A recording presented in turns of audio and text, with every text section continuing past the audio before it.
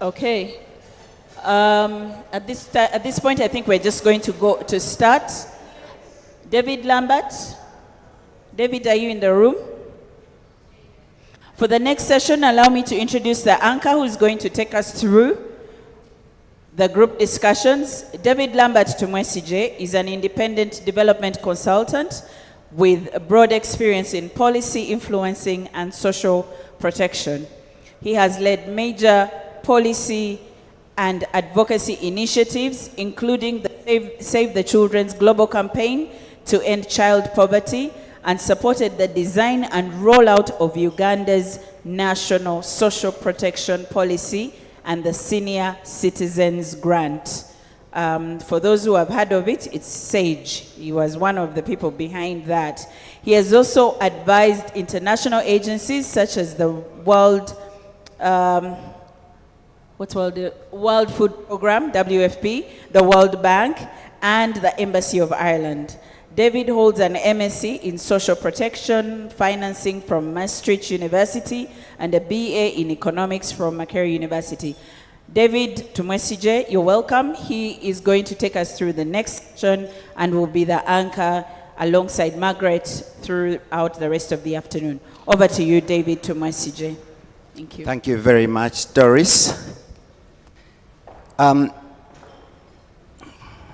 Good afternoon, ladies and gentlemen.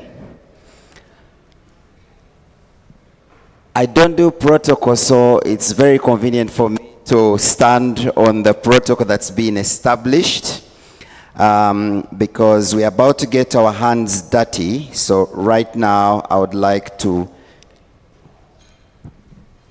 get the clicker and walk us through the next session.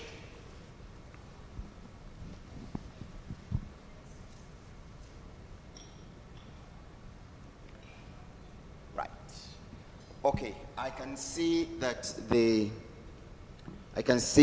presentation is moving on my monitor and it's right behind me, so I probably should just be on the side. Can everybody on this side, am I blocking anyone's view? Kind of. Okay. It's fine. So we're going to use the main screen because I'm trying to bring everybody together. Thank you very much. So give me a second. We are going into a workshop session. And that requires that we do a bit of manual preparation. And here we are.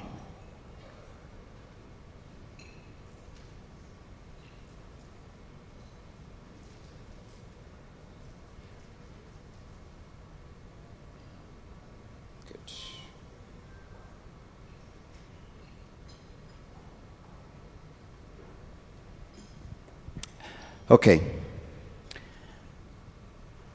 Thank you very much for the very kind introduction, Doris.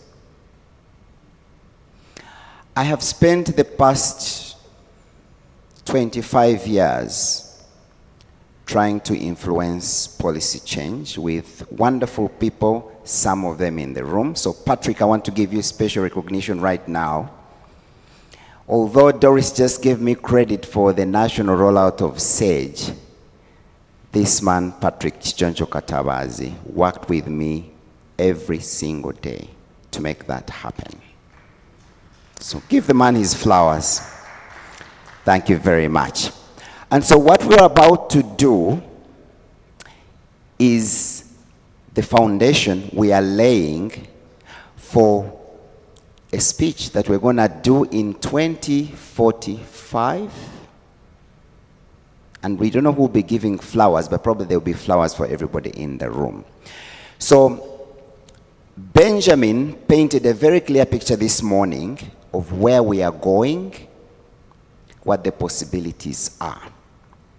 The purpose of this session is to ground that vision into the action that's needed to achieve that beautiful vision.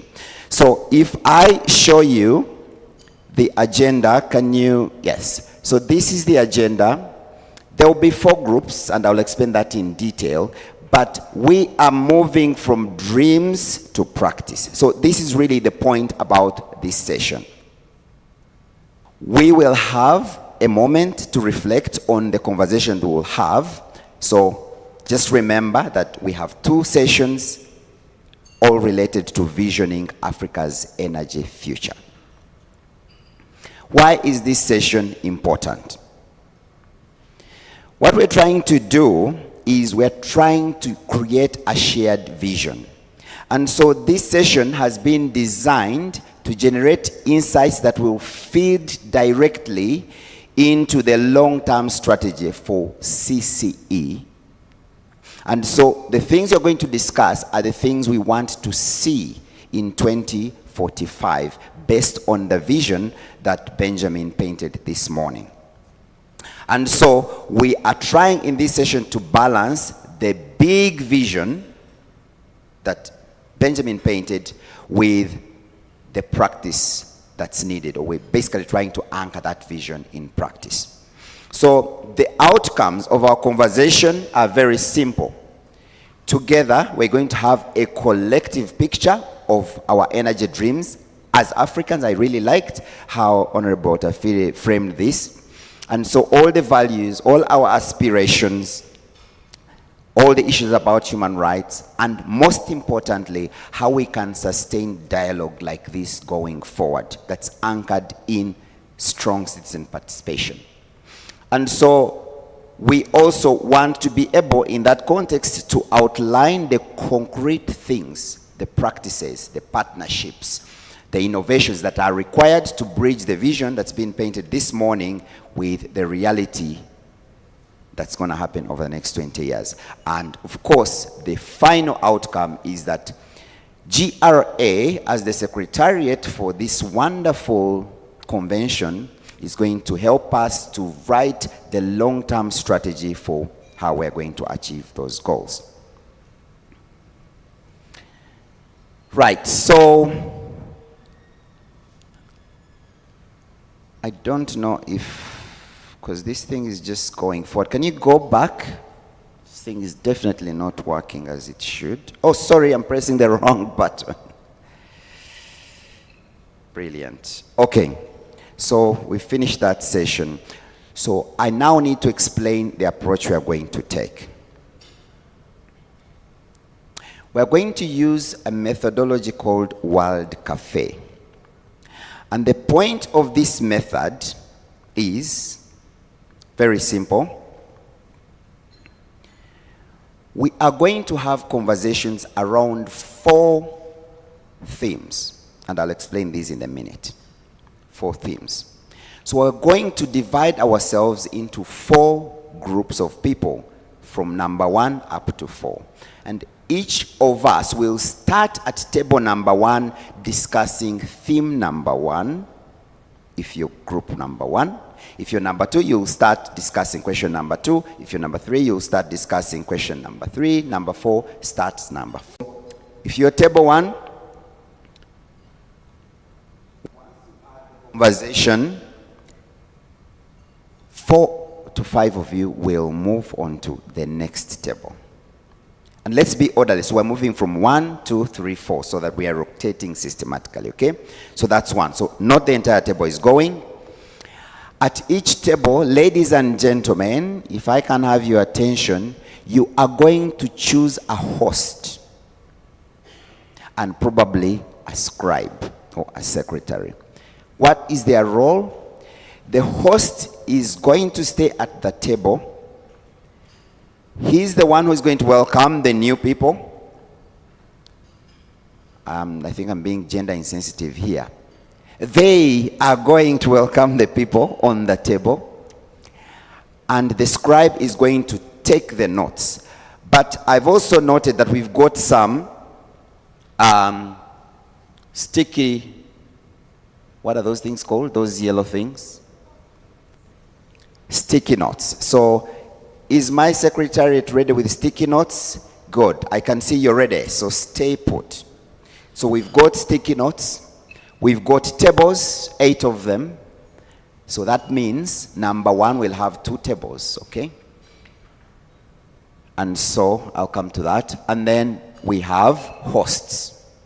Okay? A host and a scribe. So let's just call them hosts. So when you join that table, your table, the first table, please appoint someone who will document the conversation, because they are the ones who are also going to summarize. Let's face it, we are over 80 people. There is no way we're going to give everybody a chance to, write down those. But the sticky notes are there for you to document. So if you've got an idea that you really want to frame properly, you will put it on the table on a manila paper. So we'll have manila papers, we'll have sticky notes, and on that topic, you write your idea, your suggestion, and put it there. No, don't do that, don't do that. Now, this is for the hosts. When the conversation ends, the table hosts are going to convene. So we'll have 8 table hosts and secretaries. They're going to come and convene. So table 1 will have their own, table 2, 3, 4 in that way, because they have to synthesize what they've documented. So, is the process clear at this point? If it's not clear, I would like you by show of hands to say, please explain something. Silence means yes this time. Okay. So let's talk about the 4 tables. So based on Benjamin's brilliant keynote, I have, on your behalf, framed a number of questions. So the first one, which will be discussed at table 1, is, if you imagine it's 2045 and Africa has achieved what, yes, that's right. 2045, Africa has achieved what it's supposed to achieve in terms of the energy transition. It's inclusive. At table 1, we want you to help us. Actually, you're helping yourself to imagine how it looks like. What does that vision look like? So you're going to look forward. So this is a visioning exercise. How does it look like? And most importantly, ladies and gentlemen, what role did citizens play in that future? Okay, so it's a very, very futuristic. So that's about visioning the future. So that's table 1. Table 2. This is about localizing the value of the energy industry. Okay? And the question is, how can Africa move from exporting raw minerals that the minister was talking about to building local value chains that benefit communities and drive energy innovation? So this is really about localization of our energy industry. So in this area, we're really talking about things like the policies and partnerships that could shift the patterns. What role can a citizens platform play in shaping industrial strategy? How can we ensure communities benefit directly? We have printed for the hosts some guiding principles, so you can always come to these to make sure the conversation is fully grounded in this type of conversation. Next, how can we ensure that energy development, whether fossil or renewable, respects human rights, protects communities, and promotes dignity? So this is about things like land rights, consent, compensation, environmental safeguards, and also the lessons that we get from extractives that can guide renewables. Okay, we already talked about in the morning what citizenship means. Then this is a place where you can think about what does energy justice mean for you. So that's a conversation. And finally, table 4 is about sustaining citizen platforms. So this is the place where we really are talking about CCE. So what partnerships, what innovations, what financing models can help platforms like CCE thrive as long-term agents of accountability and impact? Again, do not worry, because these questions have been printed. They will be on your table, so you will actually be able to see them, and the hosts will write them on the Manila papers. So that's the activity you're going to engage in over the next 40 minutes. Now, I mentioned that hosts will have their own session, but that's later. So we can come back to this a little bit later, but basically, all the table hosts, 1 to 4, and these will be 8 people, will outline on the Manila paper the top 3 priorities which will go into the strategy. And during plenary, they will also present to us. Remember, we have plenary of another 40 minutes. So I already used 10 out of that. And these sticky notes and Manila papers will remain with our lovely secretariat, GRA, and they will use them to develop the next long-term vision for CCE. So that's kind of a pivot, but that's really more for the rapporteurs.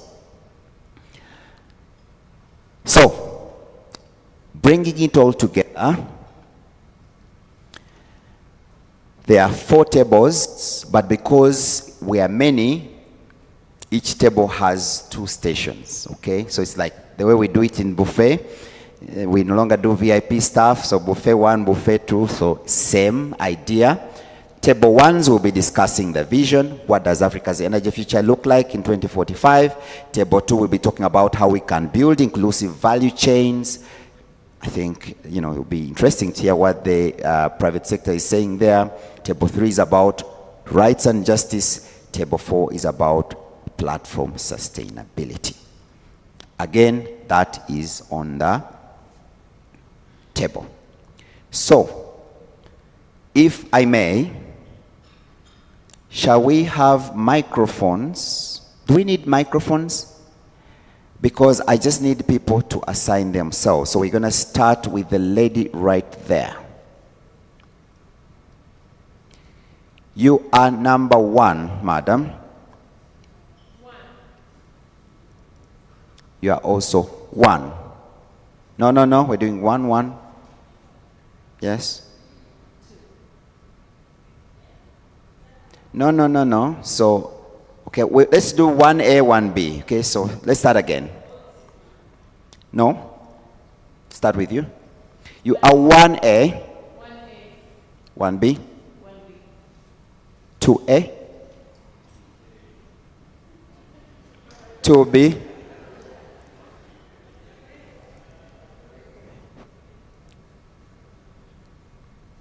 No.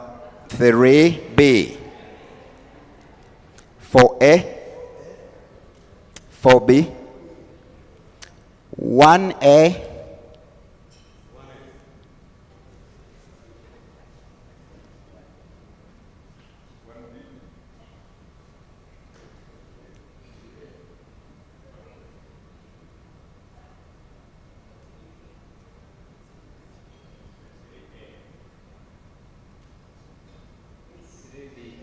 Okay, let's not use the mic, okay? So just talk, okay? Say it.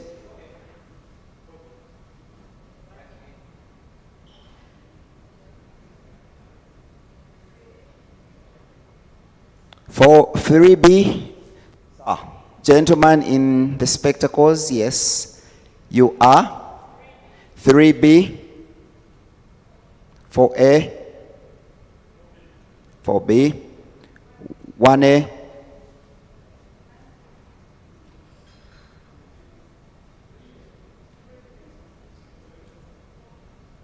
1A, 1A, you're 1B.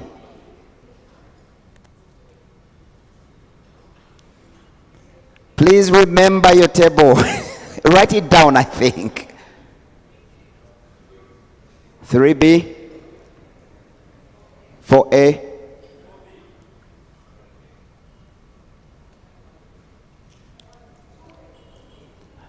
Doris, use the mic and take it from there. 2B, 3A,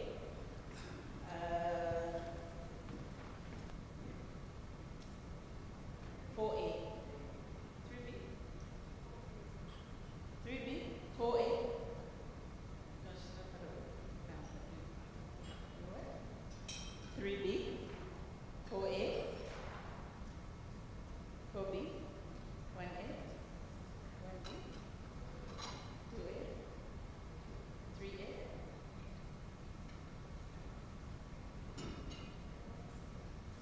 4A, 4B, madam, 1A, 2A, 3A, 2B, 3A, 3B. Everybody finished. Okay, so me, I want to be in 1C.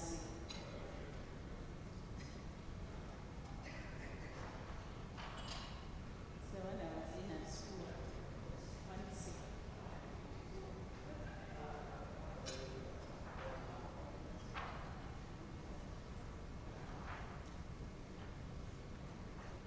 Okay, so where is 1B? Where there is? Okay, ladies and gentlemen, at every table we have a number. So we have 1A here. Can you go over there? If you're at 1A, please put your hand up. 1A's, 1A, you're coming here. Can you invite the 1B's, madam? 1B, please come over here. Let the ones stand first. So 1A there, 1B here. Let's move quickly. 1A, please come here. 1A's. And as soon as you get there, start discussing who is going to be your host. Please get up from the chair. I think your stuff is set. Just going to Just move with your phones, please. 1B, waiting for 1B's to come here. Guys, let's be fast about this. We are running out of time. Oh, have some people 2A's, you are coming to this table. If you're not 2A, I'm dismissing you. 1B. 2A's, you are here. 2A's is yellow. While 2B is here. 2B's, please come here. 3A, over here. 3A. 3A, come over here. 3B, Was over here. is anybody 3B here? Get lost then. 3B, you're coming here. 3A over here. I hope you haven't forgotten your numbers, guys. 4B, where are you? Can we have a facilitator guide for table 4B, please? Already? Facilitator guide for 4B? Already? And 4A is right here, behind here. Near the 4B. 4A, right here. Are you all 4As? Please move to your. Just move with your.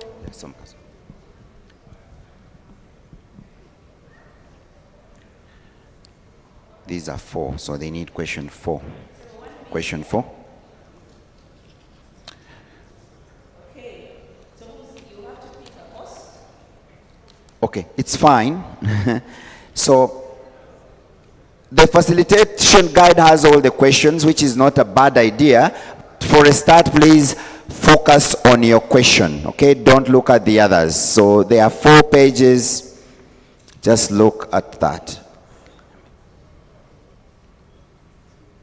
So, just to be clear, 4B and 4A are discussing the same question, okay? 4B. David, please go through the questions again. Explain it again,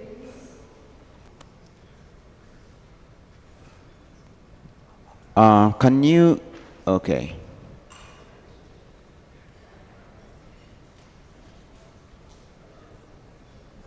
Okay, I'm not going to go through the questions again because they are written. Is there any table without a facilitator guide? If you are on a table starting with 2, it means you're discussing question 2. If you're table 1, you're starting with question 1. That's the only guide, yeah. So 1A and 1B, you're discussing number 1. 2A and 2B, you're discussing number 2. 3A and 3B, you're discussing number 3.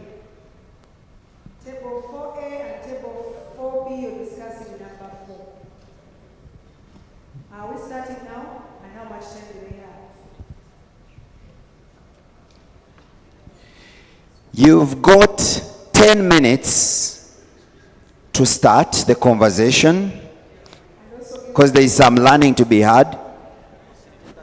Any other instructions? Do they need a host? Do they need You mean this? that? Yeah. Yeah, but we'll give something for the... Okay, so what is on the table now is just to guide you on the question and the kinds of things. So those things should be held by your hosts. Okay, and they will... Again, let me repeat. The purpose of the host is to facilitate the conversation. They don't have the answers. They are just there to manage the conversation. Okay? Yeah, and that's the guidance. So if you are in doubt, the guidance is on the screen.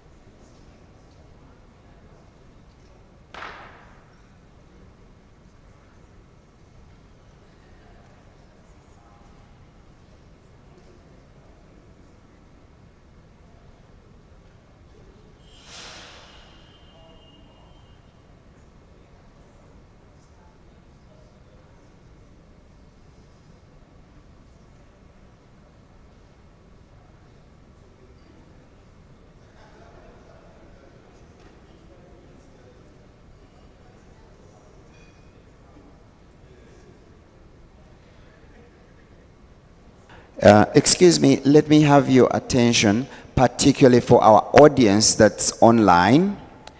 I understand there are people on the group online, so please follow. I hope you got that instruction, but I can also get this sent to you via chat so that you can actually look at the discussions. But please feel free to discuss all the questions that are put to you. So I'm just gonna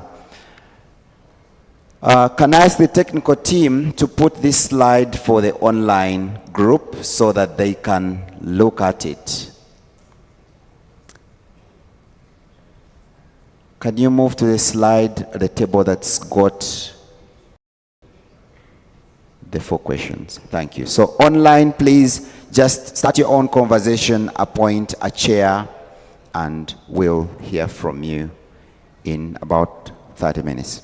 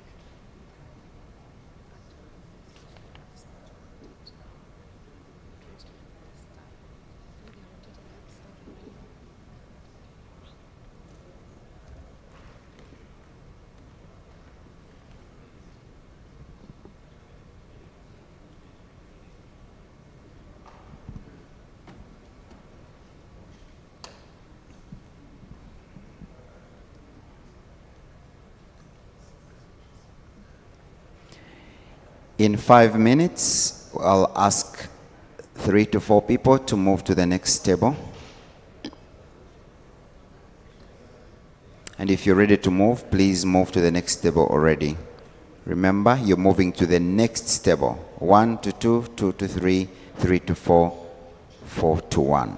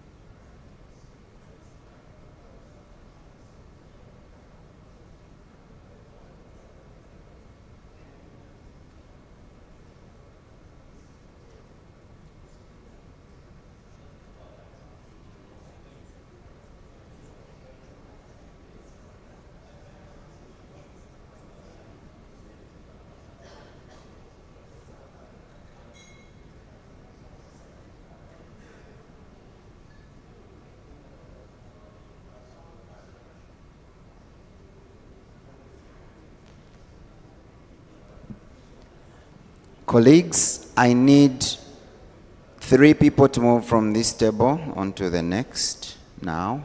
Remember, we're interacting with all the questions. We have only 30 minutes to lunch, so don't be perfect. We'll come back if we need to, so just move to the next table and displace an equal number on the table you're going to next. Thank you.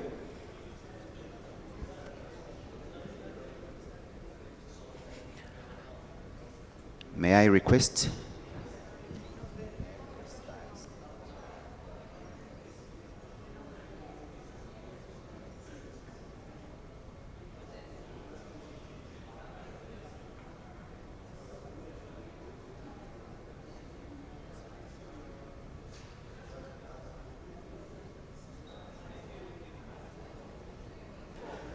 Colleagues, it's time to move. You are moving 1 table ahead.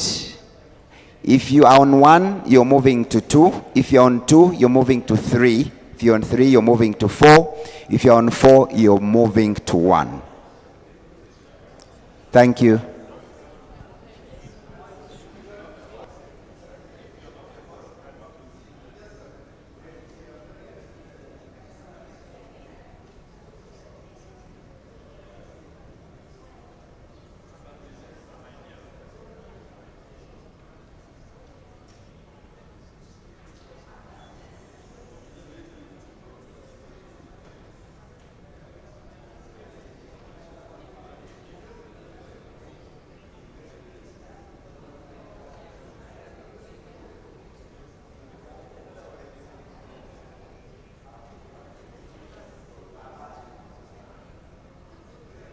only the anchors and the scribe are staying on the table. If you have a burning issue, write it on a sticky note and move to the next table, please. Thank you.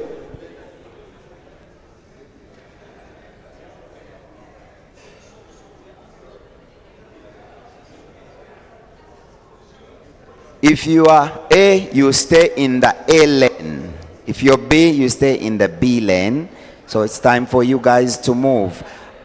This is the best practice table because I can see they've used their members, especially the most talkative.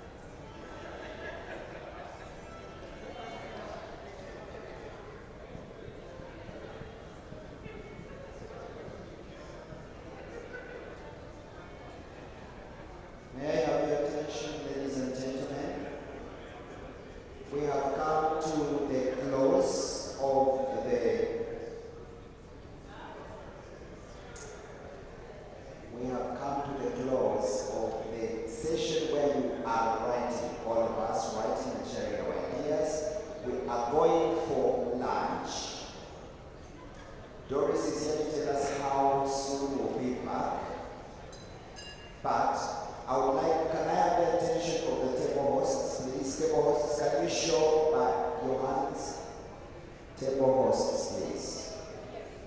If you are hearing me, please put your hand up. Ladies and gentlemen, I need your attention. Table hosts, can you put your hands up? Table hosts. This isn't working. Thank you. So I have your attention. Between now and lunch, you need to talk to someone with a similar number. But so your 4B, you need to talk to 4A, because when we come back, you will be presenting the series of the results. So make sure you look for 4A host and you compare notes, because you will be making the presentation of what was discussed for the plenary. Thank you very much. Doris, please tell us what time should be back here. Okay, ladies and gentlemen, you've received a coupon, I hope. Please don't lose that coupon. We're going for lunch and we'll be back here at exactly 2 p.m. If you go out, you'll take the lift and go to basement. So press B in the lift and then go to the basement. If you're using the stairs, just go down 2 flights of stairs to the basement. Lunch is served in Kazinga Hall. Ladies and gentlemen, can we stand up and go for lunch? Hosts, you heard, I hope you heard the instruction from David.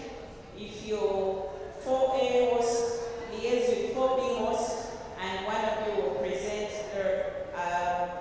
the discussion from group 4 as a united front, yeah? Okay. So may I ask you everyone to put your hands together for your table hosts and scribes, ladies and gentlemen. Thank you very much. I walked through the discussions, were very exciting. Some of you didn't want to move. I hope you found the next table as exciting. So Okay. see you again at In 30 PM. minutes. Thank you very much. Please go with your coupon. I would recommend that you move with your laptop unless Doris gives guarantees of security. Abdallah, wave your hand. Are you here? Security, are we secure? Can we leave our bags here and close the door? Okay. Okay, Abdallah in the so corner. I'm told we can leave our laptops. He has told us we can leave our bags. He will stay here, close the doors, make sure we are all out at the same time. All of us, including the media team.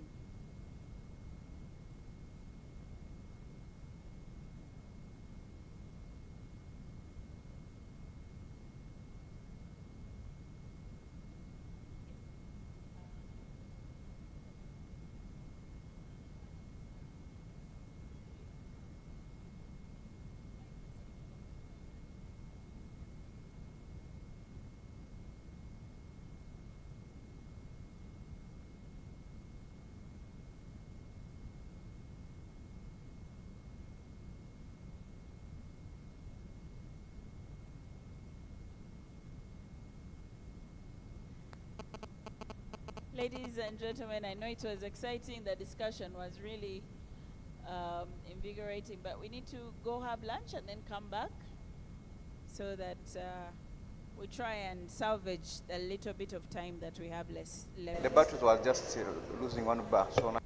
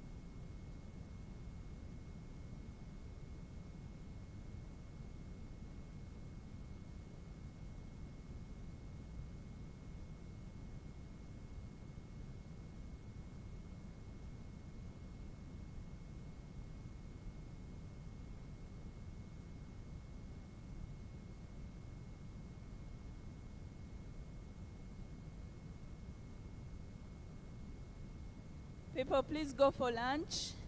We are going to start handing you back at 2 p.m. and you won't have had your break.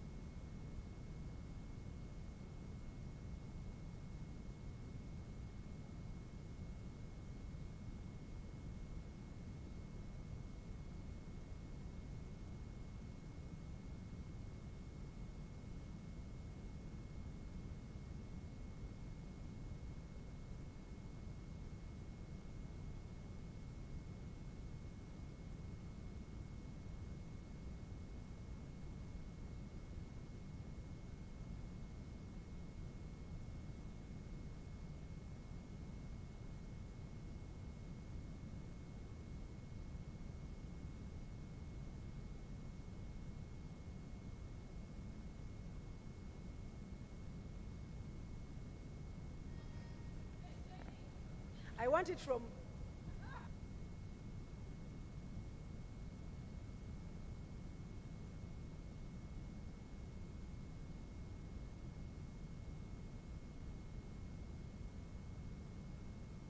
Jenny Kipodok.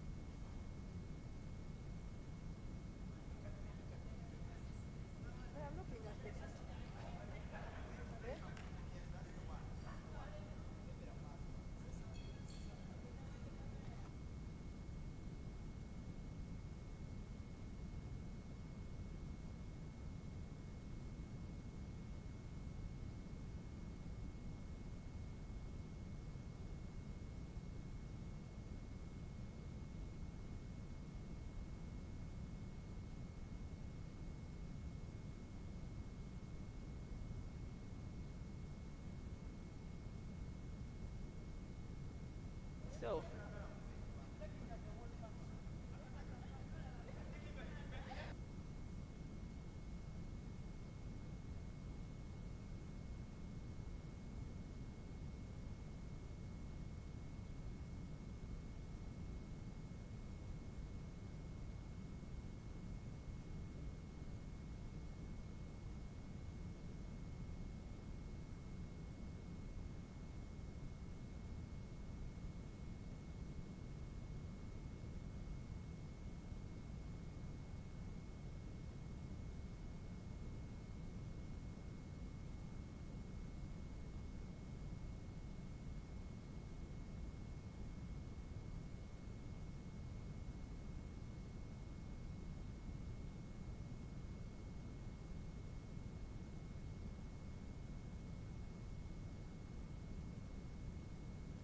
people, please go for lunch. Please go for lunch with your coupons. Now, we have 15 minutes left to the end of lunch. 15 minutes. If there are delegates in front of you, all the delegates, if you're wearing a badge and you're still here, please move downstairs to the basement where lunch is being served.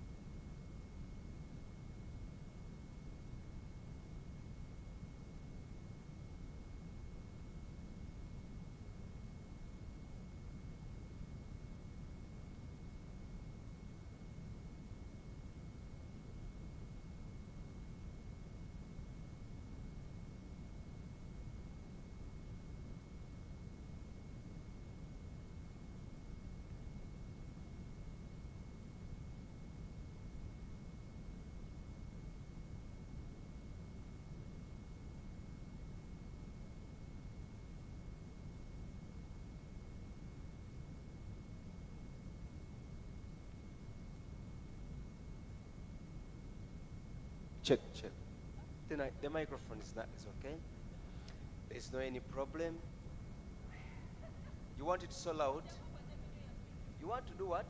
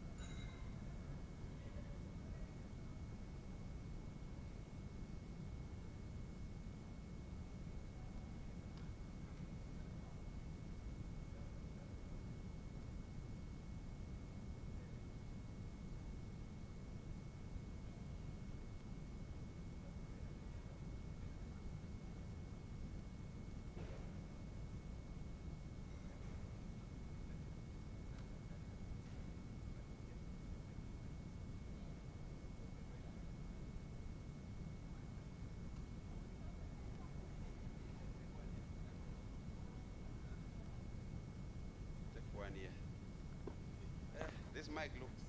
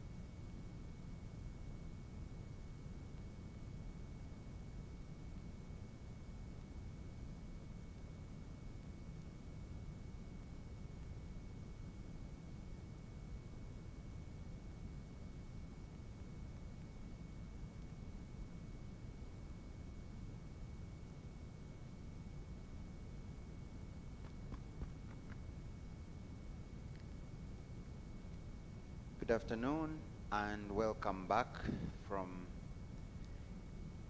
your hopefully refreshing lunch break. We are going to start and spend the next 20 minutes synthesizing and sharing the results from our visioning conversation. So if you are a host, make sure that you are seated with the host from another table that was discussing the same question. So, Solomon, I can see you summarizing your notes. Which table were you? So I need you to look for the host of 4B and sit with them. Thank you. Which other hosts are in the room? Can I have someone with mics to help? Yes, sir. Which host? 1A. So may I ask you to find the host of 1B so you can sit together?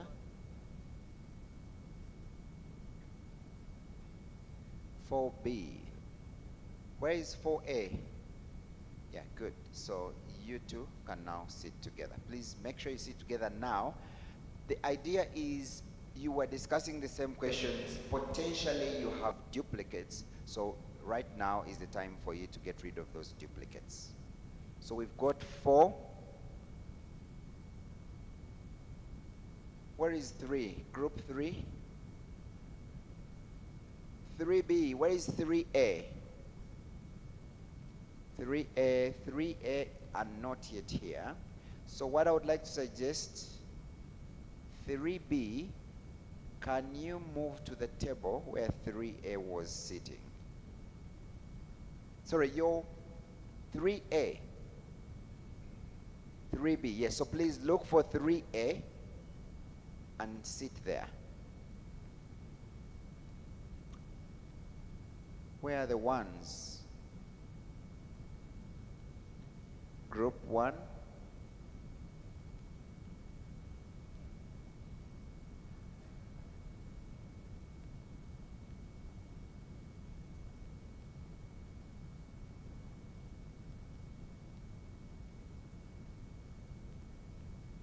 Okay. So right now it seems like we are missing table 1.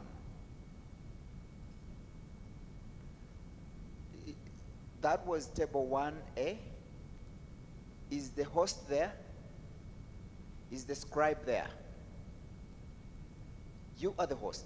Excellent. So table 1B. Do we have the host for table 1B? Okay, so that's fine. So stay there and make sure that you can connect with table 1B when they come. And you've got a minute to prepare because you're going to be coming here to share your results. Each host or pair of hosts has 5 minutes to summarize the answers from your conversations. If you've just walked in, you are welcome. We are preparing for our discussion of the results that came from our World Cafe. Okay.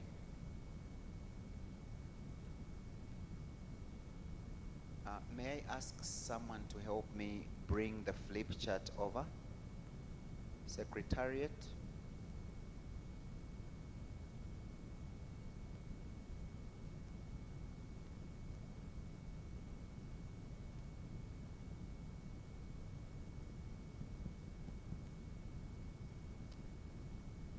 Secretariat, may I have your attention? Would like to have one of those flip charts closer so that the teams can use them to make a presentation.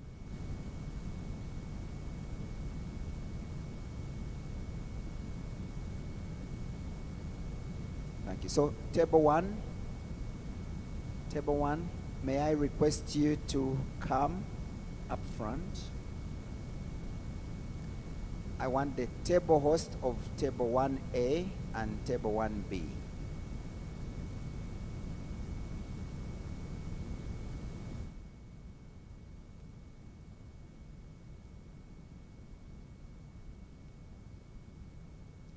In In the meantime, table 2A, table 2B, make sure you're seated together because you'll be coming here next. Thank you. So the idea is they will give us 3 key highlights from the conversation. So if I ask the technical teams to show on the slides that table with the questions, starting with the first question, okay? So go to the slides and pick the first question so that the hosts can answer them. Thank you.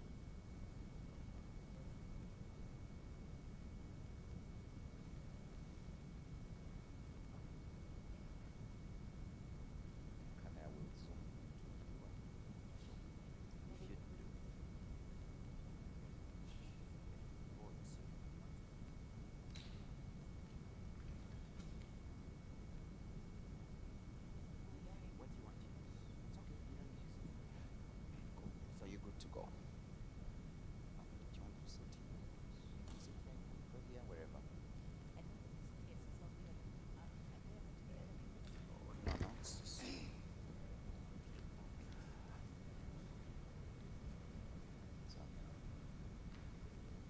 So, table hosts, what about you? What's table? What's table? Table 1B, do we have anyone from table 1B? Okay, so it's the same, all right. So, table 1 has decided they won't use the flipboard because they've noted the notes down. The instruction is you've got 3 minutes to tell us 3 things that came out from your conversation. 1, 2, 3, counting from now. Please introduce yourself. Okay. Good afternoon. My name is Nalule Hawa from Climate Action Leadership Incubator, and I'm representing Table 1. And since I have 3 minutes, I'm going to go through very fast what the different members discussed on the role of citizens in for the vision in 2045. This is 20 years from now. And the following are the deliberations. Members expected that we shall have energy experts in Africa enforcing the mining vision by policy, legislation, and institutional framework. We shall have Africa with priority of Africa with skills and capacity to exploit its resources. We anticipate an African central bank. No power outages, renewable and clean energy, intentional capacity building of citizens. By 2045, we anticipate to have good use of technology for health and safety, air pollution detection, energy efficient vehicles, full use of AI and robotics We anticipate citizens' participation in all processes at different stages through community dialogues, equitable mineral benefit, sustainable utilization of resources. We expect involvement of academia in innovation of ideas for sustainability, awareness creation to the untapped or unexplored forms of energy through their demand. We anticipate value addition of raw materials, whereby Africa would be developing its own resources. We anticipate reduced poverty, citizen grassroots movement from national grids to efficient community level microgrids. Okay, and that was the role of the citizens. And in terms of dignity, we envisioned... Excuse me. Yes, please. Sorry for interrupting you. Yes, please. We want you to highlight 3 maximum. So the 3 that were like had the... Yeah? Okay, so now you've got a minute at least to summarize them for us. Thank you. Okay, perfect. The three that were major were the use of technology for different purposes in health and safety, detection of air pollution, you know, energy efficient vehicles or automobiles, and citizen participation in all the different processes at different stages, especially through community dialogue. And the third major one was value addition of the raw materials. Yeah, where Africa can be developing its resources and having refineries. I think those were the major three in terms of the roles of citizens. Thank you very much. One more thing you want to say? Yes. And maybe one more thing I would like to talk about are the values. We highlighted the values, and this was visionary leadership, inclusivity, transparency in the judicial system. Yes, and also, yeah, basically that's it. Thank you very much. There is a visual on the screen. Do you want to explain what it is? Is that for Group 1A? So as Group 1A, as we were discussing, we took the points that we had and we put them through ChatGPT to create an image of what the vision will look like in 2045. So that is the image that was created from our discussions.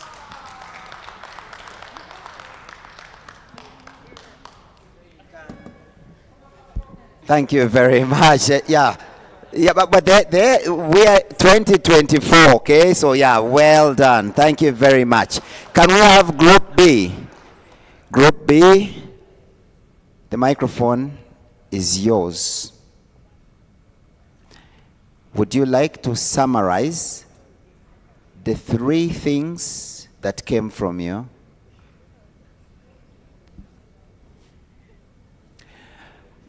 So there was one Group B here. Where is the other Group B table? Can you come over and make a presentation, madam?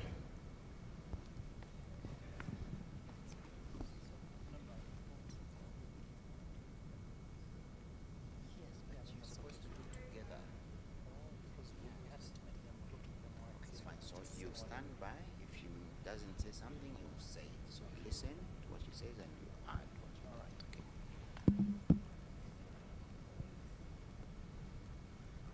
Do you want to use that? The microphone is down. So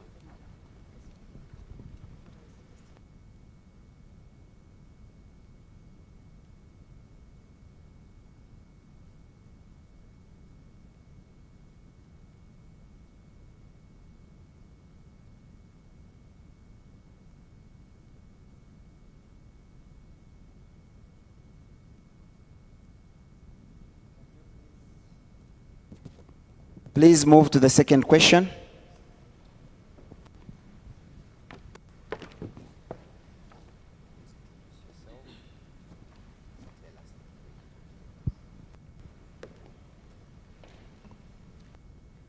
Good afternoon, everyone.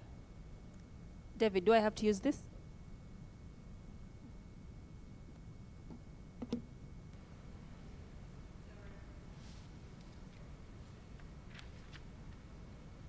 Oh, perfect. Thank you. Praise Hakiza is my name.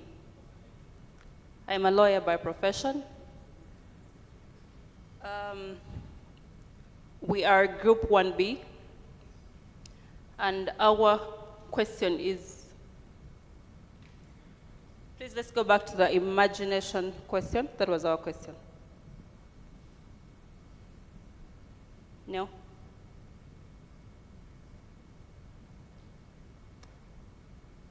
Imagine, that's the 2045.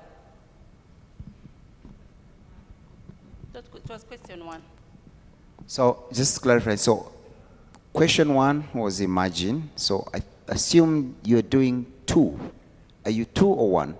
We were 1. If you're 1, then just you have 1 minute to say what not say in the other one.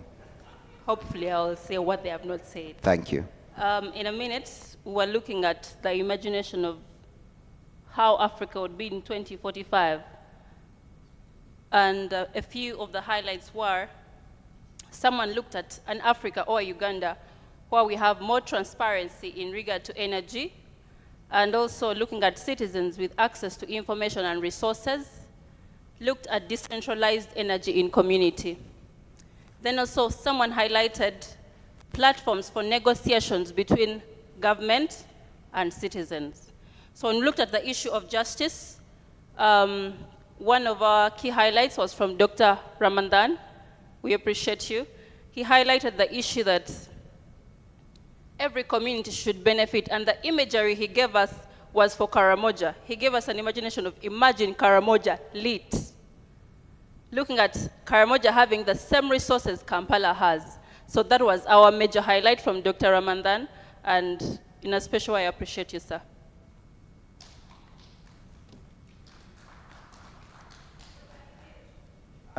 That was brilliant. That was brilliant. Thank you very much. Give them another round of applause. So can we have the two A and B go up, please? 3 things that came from the conversations you hosted. Thank you. So question 2, please. You've got 5 minutes. And please, you're doing it jointly, okay? So it's both of you at the same time. So if he says something, maybe if he misses something, you'll just add. Both of you, you've got 5. Thank you. This is okay? It works? All right. Okay. Good afternoon. For group 2, I think, yes, this was it, visioning Africa's energy. And that is our question. So we had framing tips. The first one is on what policies or partnerships could shift this pattern.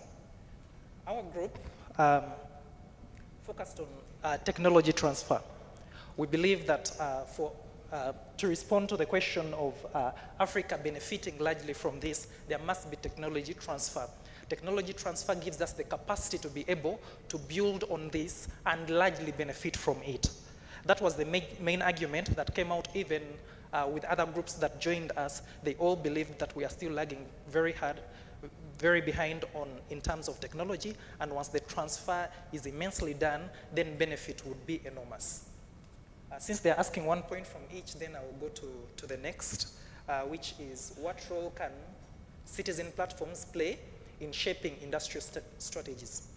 So all the groups believe that the platforms need to bridge the information gap. The information gap between the communities which should be the beneficiaries and what is actually happening is extremely large. So platforms like this, let's say civil society organizations, they create the spaces where information is shared. And once communities have this information, they are strong communities. Like, you know, knowledge is power. Therefore, they can advocate for their benefit. Then lastly, which is how do we ensure communities directly benefit? We think that mainly one, we need to strengthen policies in regard to profit sharing. That is how they can benefit. And for us to do this, we must have deliberate goodwill from political leaders. So for us to, we must create a lot of advocacy within the leadership so that they develop that goodwill that can influence proper policies or profit benefit for these communities. Thank you so much. That is it from me. That was amazing. Thank you. Give him a big round of applause. And did he miss anything you wanted to say? A few. Go ahead. 2 things, just 2 things in 1 minute. Okay, good afternoon. My 2 things would be empowering local investors to provide a direct investment ratio of 70 to 30% in case of, then the other point would be to encourage AU members to fully contribute to their funding requirements to the AU to reduce foreign dependency. And the last point would be to implement and develop a single African currency. Thank you. Wow. Those are big, big dreams. Please give them a very big round of applause. And group 3, do we have the table hosts for group 3A and 3B? 3A, 3B, are you in the building? Oh, by the way, as they make their way to the podium, all these brilliant ideas are going to be documented and there will be a report. It's a shame we didn't have as much time, and I would challenge you, Winnie, maybe there is need for a validation meeting to discuss these brilliant ideas. Yeah? So, over to you, group 3A and B. Talk to us about those big, big, big things. Can you please move the slide to question number 3?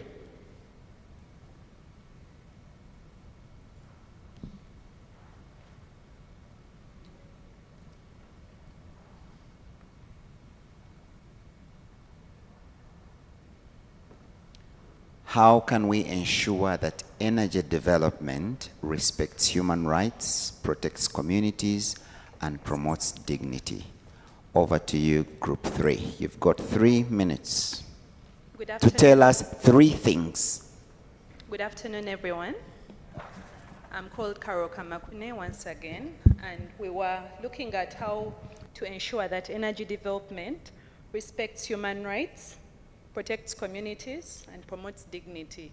And basically here we looked at the principles of human rights-based approaches, which include participation, accountability, non-discrimination, empowerment, and legal standards. Our top 3 things from this would be that there is consent, free, fair, and informed consent from all the communities have to be obtained before any of these oil explorative or energy extractive activities are taken care of. And then the second one would be, just hold on.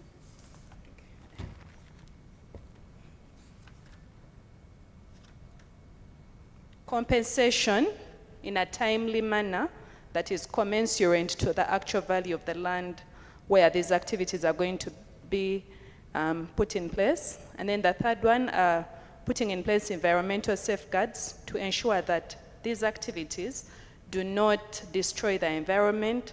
The environment is protected and people can still use it even after the activities have been finalized. Thank you. Thank you very much. Marion, what did she miss? Good afternoon, ladies and gentlemen. My name is Marion Apio, and from Group 3A, what we prioritize is the same, the human rights-based approach. I'm not going to repeat that. And then the other was to involve women in decision-making, because we recognize that women are the stewards of resources and environment, and involving them in decision-making is a good representation of the bigger community. And then the other, for dignity, we recognize that all developments in the sector, both fossils and renewables, should respect wages. So people, communities, and any other citizen employed in the sector should be given a decent wage according to the labor laws of Uganda. And the third, we also asked we identify community rights. We shouldn't assume them. Identify what these rights are to protect them. Amazing. Thank you very much. And finally, table 4. The host is still scribbling. Oh, apparently they've got slides. Can you put their slides? Because you've got 3 minutes to tell us what. Can we go to question 3, please, on the slide in the middle?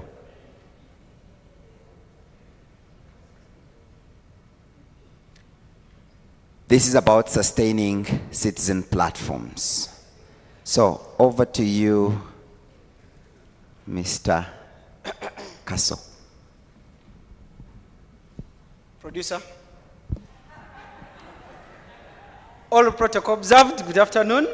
As producer is putting the slides, we had a very important topic as table 4, sustaining citizen platforms, and it fits exactly in the theme of thinking the future 2045, and that is sustainability. Okay.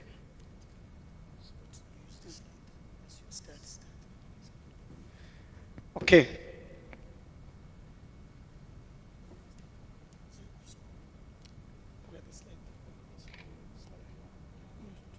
You start, then I'll continue. You start. You subscribe. Colleagues, good afternoon.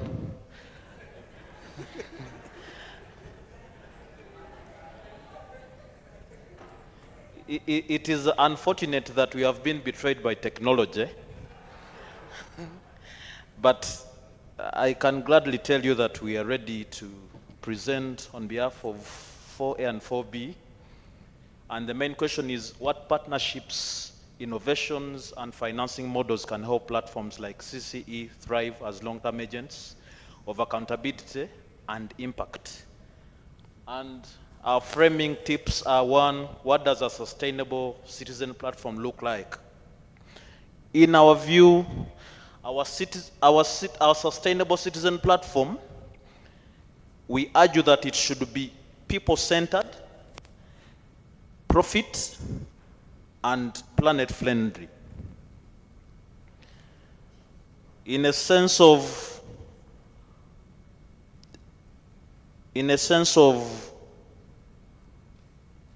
every sustainable citizen platform must have social sustainability and must be in a position to benefit its members in a way of encouraging social enterprises and innovations.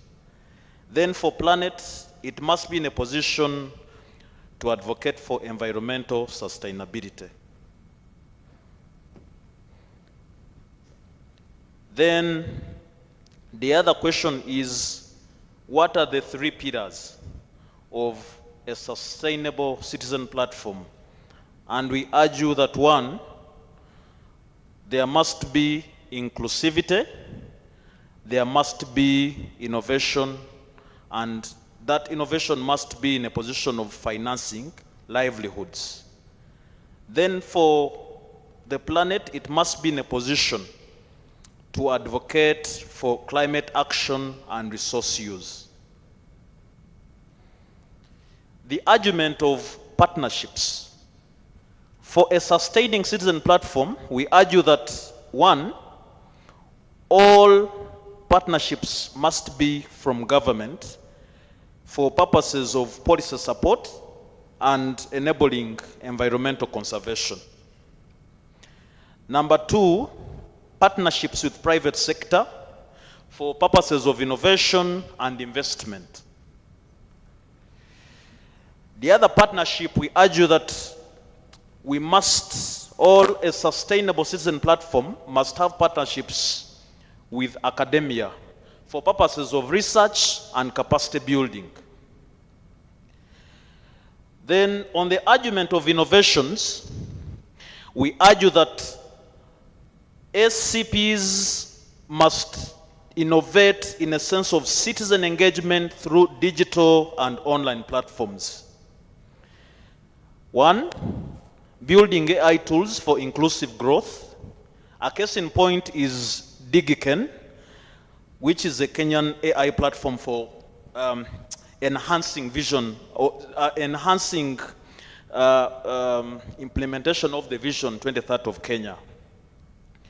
The other one is an innovation in climate finance platforms such as green bonds and also investing in donor fund schemes development.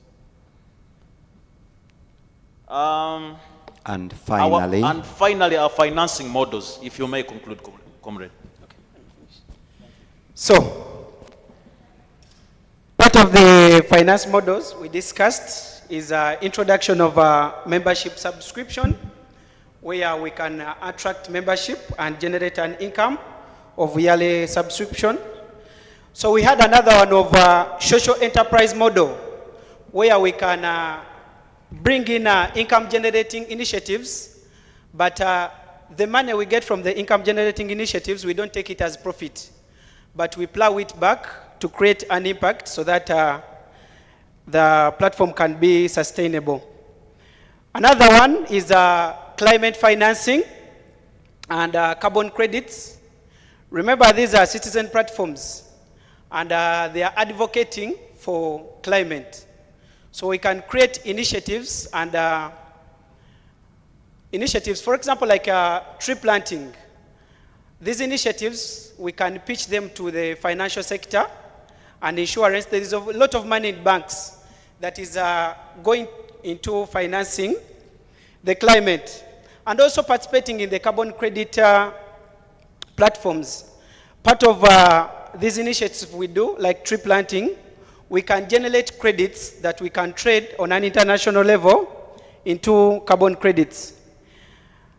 Another one, lastly, is the reason why you brought it last, is partnerships with donor funders and development agencies. Because if these citizen platforms are creating value, they can attract multinational donor funders in terms of not begging, but in terms of the value we create, and they're ready to partner with us. And finally,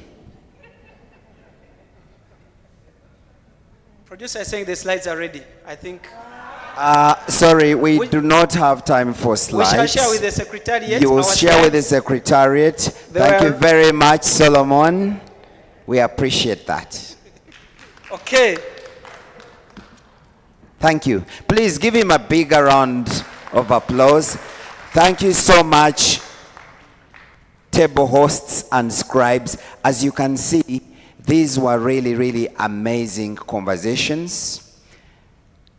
The method was supposed to ensure that each one of you participates in those conversations, and I hope you did. And that's why there is no need for us to ask for any news from the audience, because whatever you discussed is there.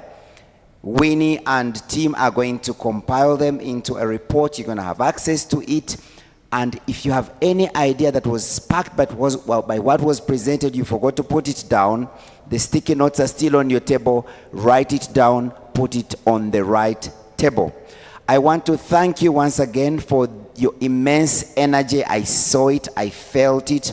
Thank you very much for choosing the right table hosts. Thank you so much for these big, bold, visionary ideas and the practical steps we can take to achieve our vision for energy in 2040. Thank you very much. I would now like to invite my co-host, co-anchor, Dr. Margaret Regadia, to take over for the next session. Thank you. Thank you for that facilitation.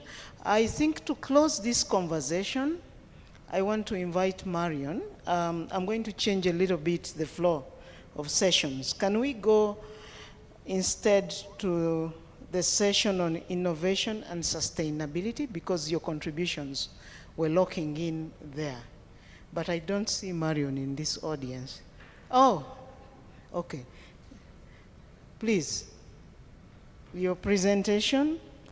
And then after Marion's presentation, if you still have something to add, please, we will have 15 minutes of sharing. You can use the podium. I've added you this.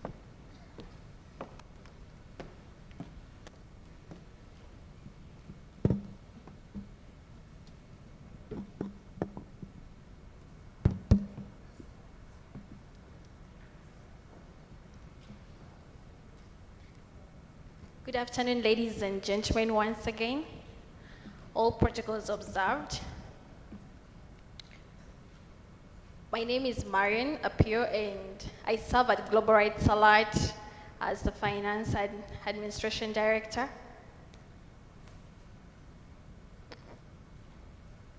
I'll be building up from the last question that we made. I'm just waiting for the presentation to be ready. But as I wait for the presentation, the morning has been amazing. The morning sessions that we have discussed, we have dreamt big, and we've had a picture of how the future of our extractive sector is going to look like.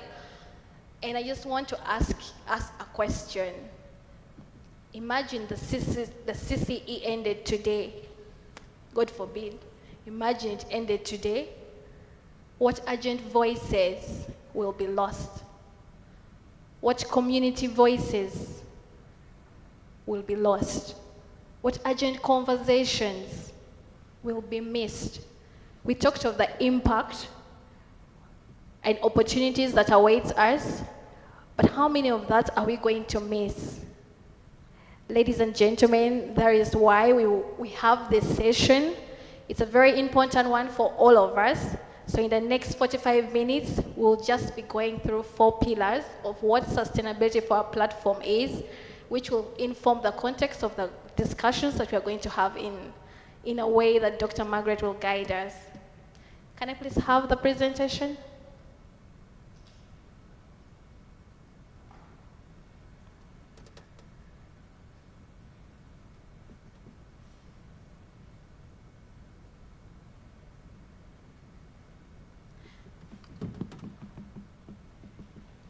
I'll just use what I have here as I wait for the tech team.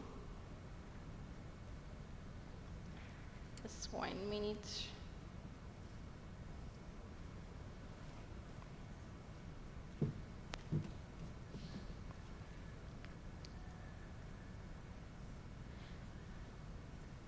Sustainability for us as members of the CCA is building a vibrant platform that adapts, engages, and endures to serve Africa's extractive sector. And we would like to keep citizens at the center of it all. It's a space where we don't want it captured. We don't want space captured by political powers or elites that could, sometimes sponsor and take over your space. But we want something that is citizen-focused, where discussions are free for citizens to engage with different states. Thank you. So we'll be discussing 4 pillars, and there is impact. We have discussed what impact is for the Citizen Convention and extractives, how far it has brought us. It has propelled gender equity in the extractive sector.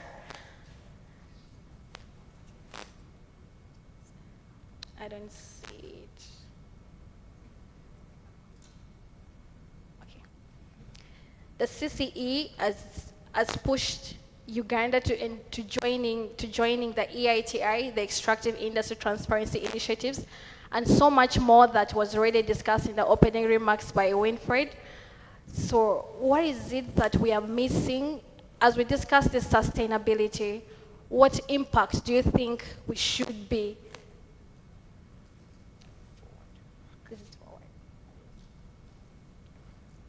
Okay, thank you so much. So as we discuss sustainability of the platform, what impact do you think we should focus more going forward? Looking at our trajectory in 2045, what should be that urgent thing that the CCE should contribute to? What should it propel? What should it propel? And what does impact mean to every one of us? The fact that the extractive sector is rather governed by so many key players. What is impact to you as the media? What is impact to you as the development partner? It's something we need to discuss so that we're able to collect as much as possible as we plan the CCA going forward. And then the other pillar is the diversified and predictable financing. I have participated in organizing this event. This could be the 7th or so. And I must say, it's not a beer budget. It's a champagne one, I could say. And for us, a diversified funding is equals to platform resilience. When the platform has enough finances, we're able to also plan better. Originally, we have always been planning the CCE for more than a day because there's so much to discuss. So we need more finances to help us plan the CCE better.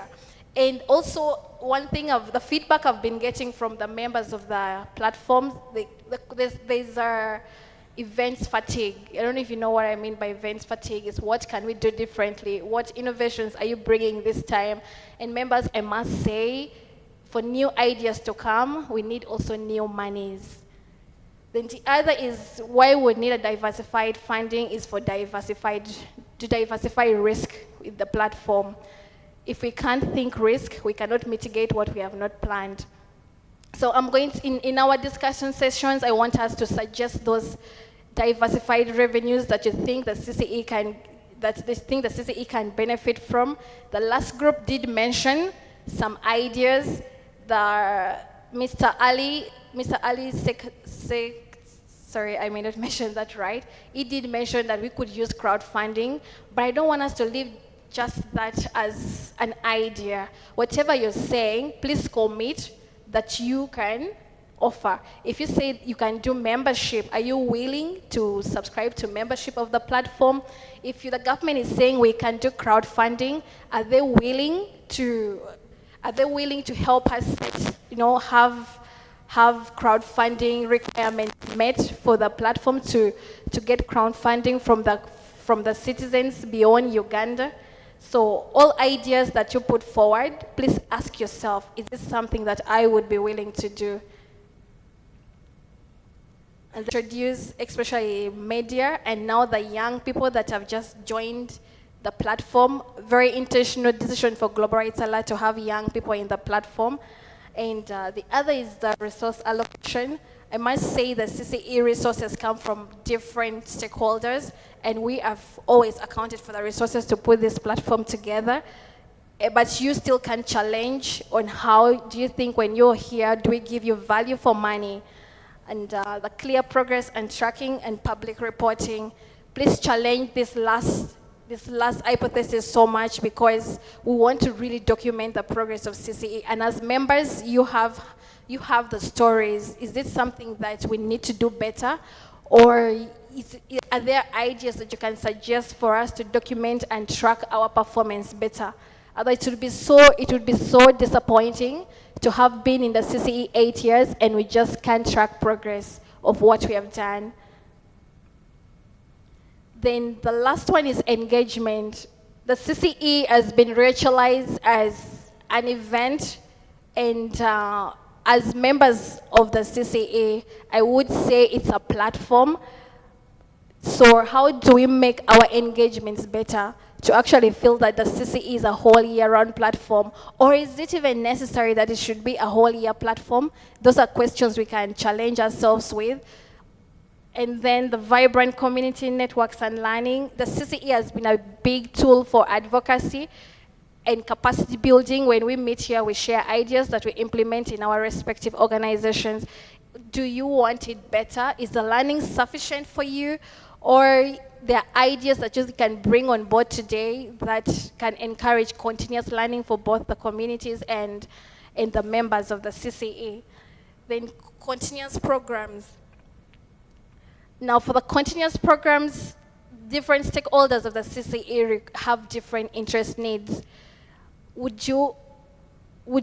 we want to say our respective needs are met at the CCE? Is there a way we want to put it together for the Secretariat to always ensure that all the needs of the respective members are met?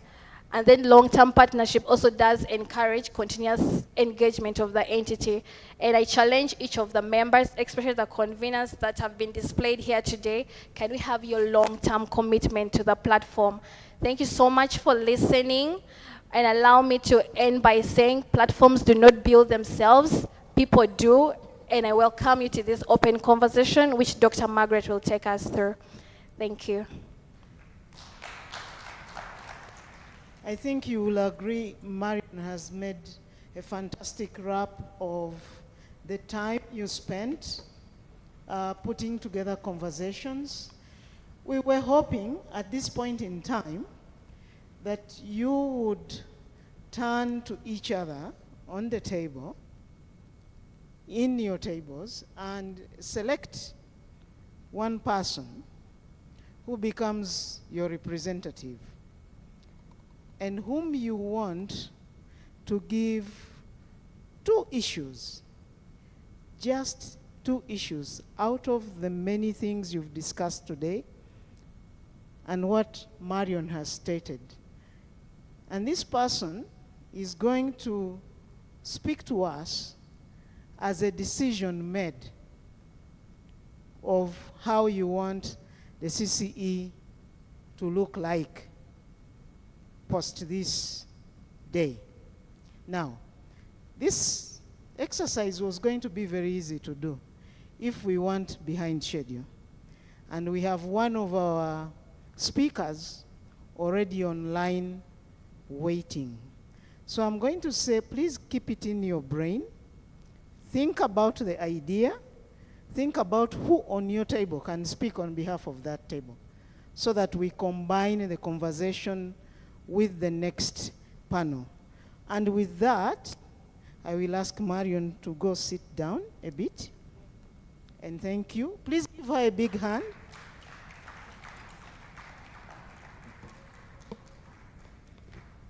Women power. Even me, I'm growing taller, eh? Okay. Can I invite the next panelists? The next panelists. The first panelist we have who's going to present a study from Accord is online.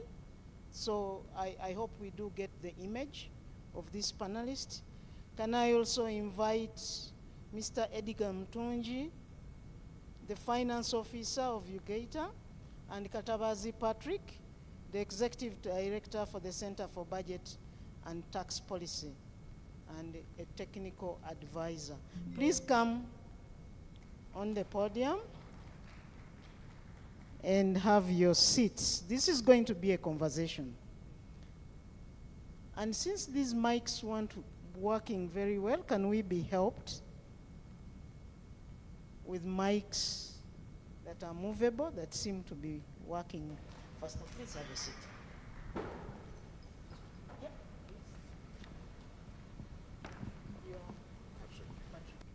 Yes. Then we have Edgar, Mr. Mtunji, please.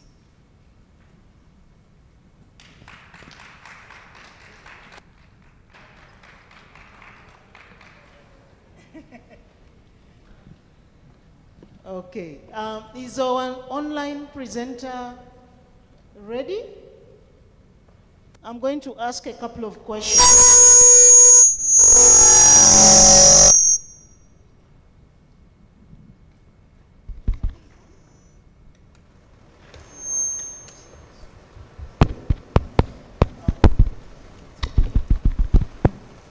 Okay, online we have our presenter, a program officer for the Africa Minerals Development Center, Mr. Mkulili. I can't pronounce the second name, but I'll pronounce Mr. Nkubi online.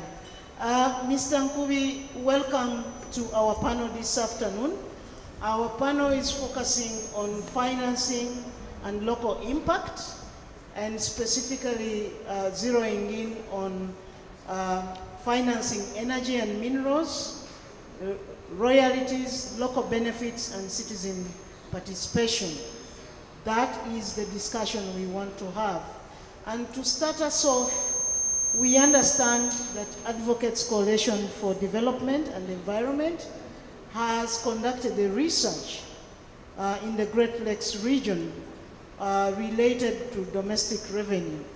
One of the key things this morning in the keynote speech that was highlighted by our speaker, Benjamin, was that while revenues are very important, they are not going to become more important than human rights.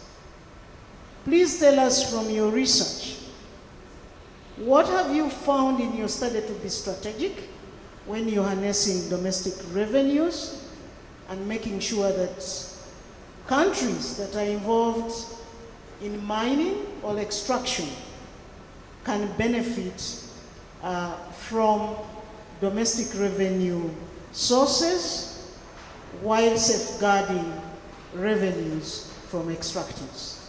The floor is yours.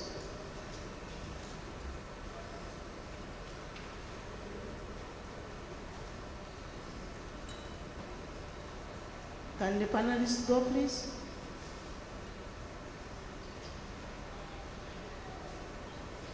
Yes?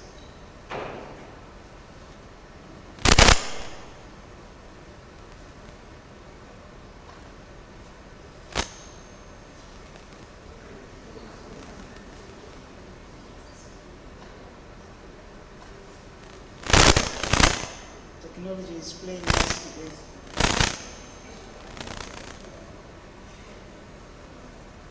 Did he hear the question? It's fine? Okay.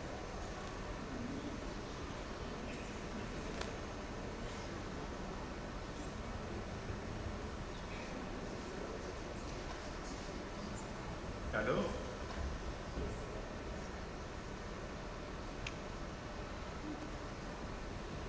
Jamani.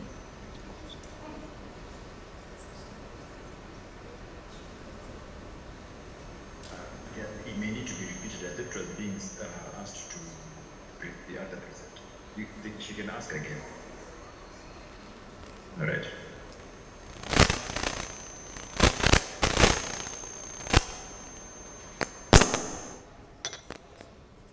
Come again? Okay, I need to repeat the question. Mr. Nkubi, the question is, given our keynote address this morning, and in the context of the research you have conducted on behalf of Accord, our keynote emphasized this morning that we cannot pursue revenues at the expense of human rights. Human rights need to stay at the center of our extractive processes. You have conducted a study in the mining sector and explored ways to strengthen domestic revenue mobilization to support extractive processes. What are the key findings you have for us in that study, and what practical solutions do you suggest that boost domestic revenue while respecting human rights and promoting transparency and sustainability? Right. I'm hoping I am audible enough.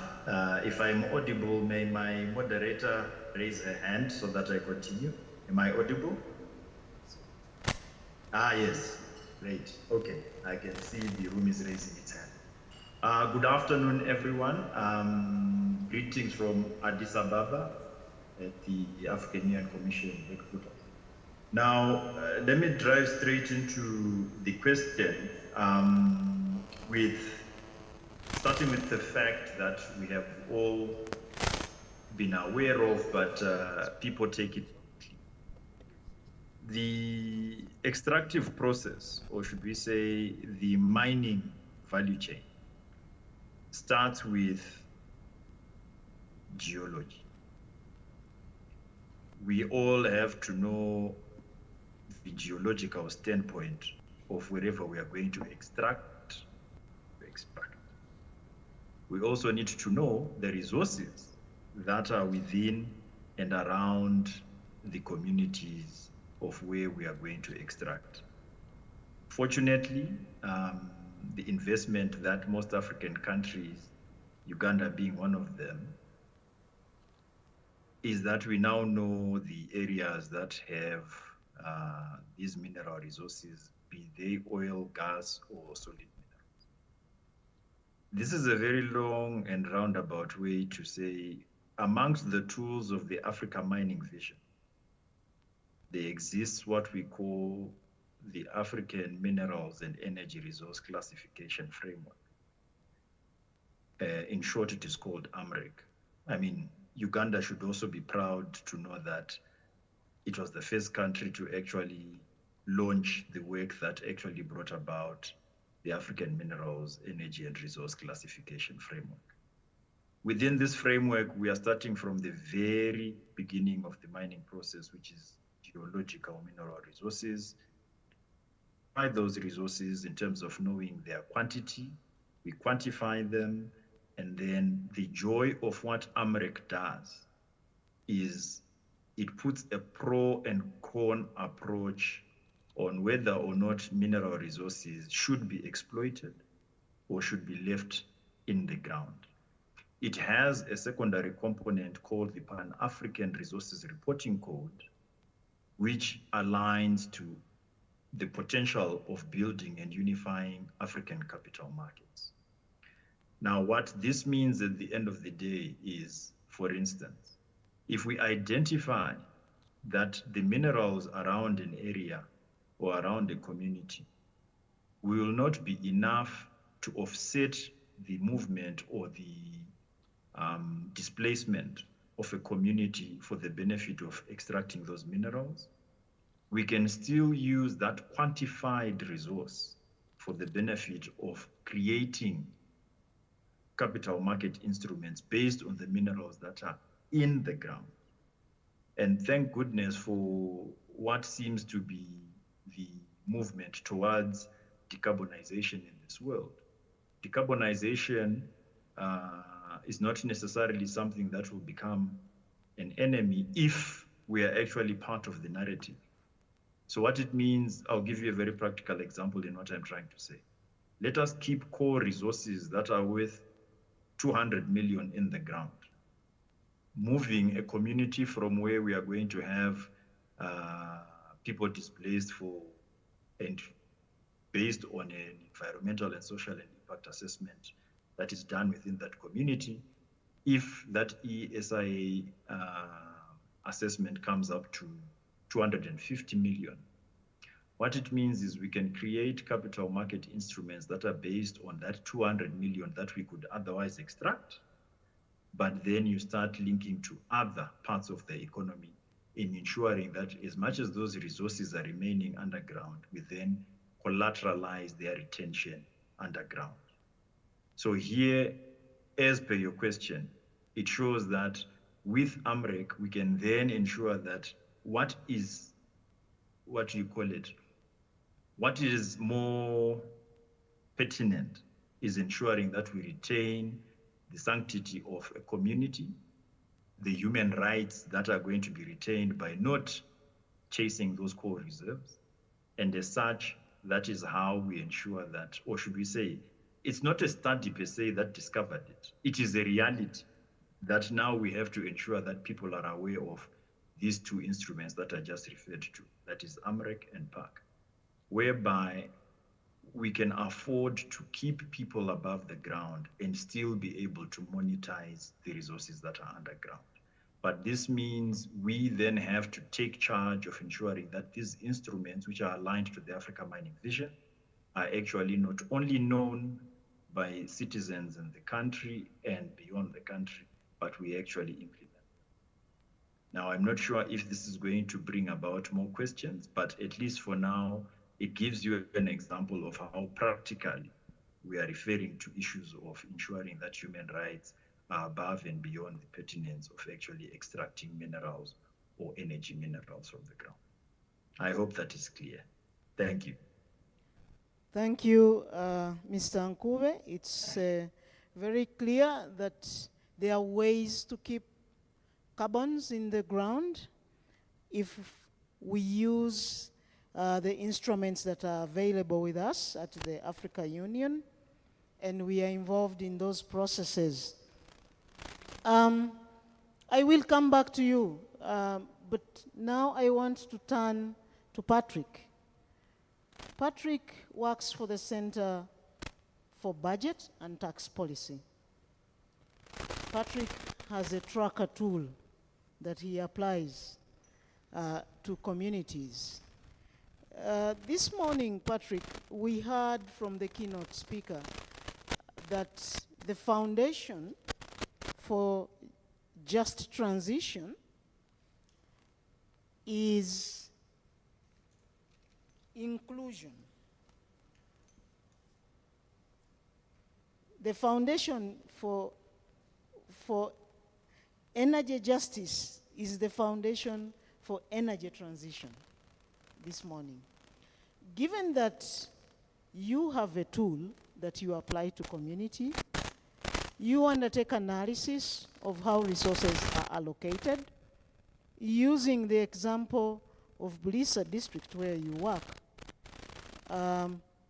Please tell us about how you would go on advising on the utilization of royalties. What should they be applied to? Who should have a role in their allocation? What should subnational governments or local governments do to ensure transparency and equity? What is the role of communities in all these processes? And are communities empowered to really take the stand?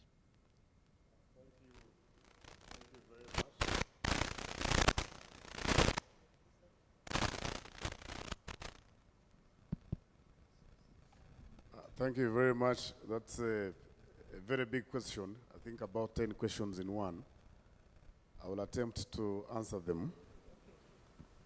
But I wanted to introduce two important people here. One is a lady called Amsungut from Tororo, who is one of the monitors that we use for collecting data and for empowering the community, from Osukuru Women Group. If she's here, she could stand up. And another one is Mr. Harrison Asaba from Ulisa, from Kawida Group. So these are very important players in answering the question that you have just raised to me, because we actively participate in community processes in the two districts on the question of extractives. In Bulisa on the issue of oil, and in Tororo on the issue of limestone. Now, we work with a tracker, and this is simply a tool that we use to collect and share information on potential sources of revenue and the actual revenues that does come from royalties. And the purpose of this tool is for augmenting on our advocacy efforts. Because as you know, it becomes extremely difficult to engage in the business of advocacy when you do not have accurate information. So this tool becomes very helpful in identifying the sources of revenue from royalties and how much that actually does come in for the purposes of enabling the communities to actively participate in budgeting processes. As you know, our budgeting process is all year round. As an example, we have just finished the local government budget consultative workshops. We'll have the national budget consultative workshops and other sector-wide consultative workshops that ultimately in November and December culminate into what we call the National Budget Framework Paper. And of course, the districts and under the Local Government Act also hold corresponding budget conferences where some of these matters are discussed. And as you know, for Bulisa's case as an example, the local revenue from the non-tax revenue averages about 500 million every year. And of course, this is exclusive of oil.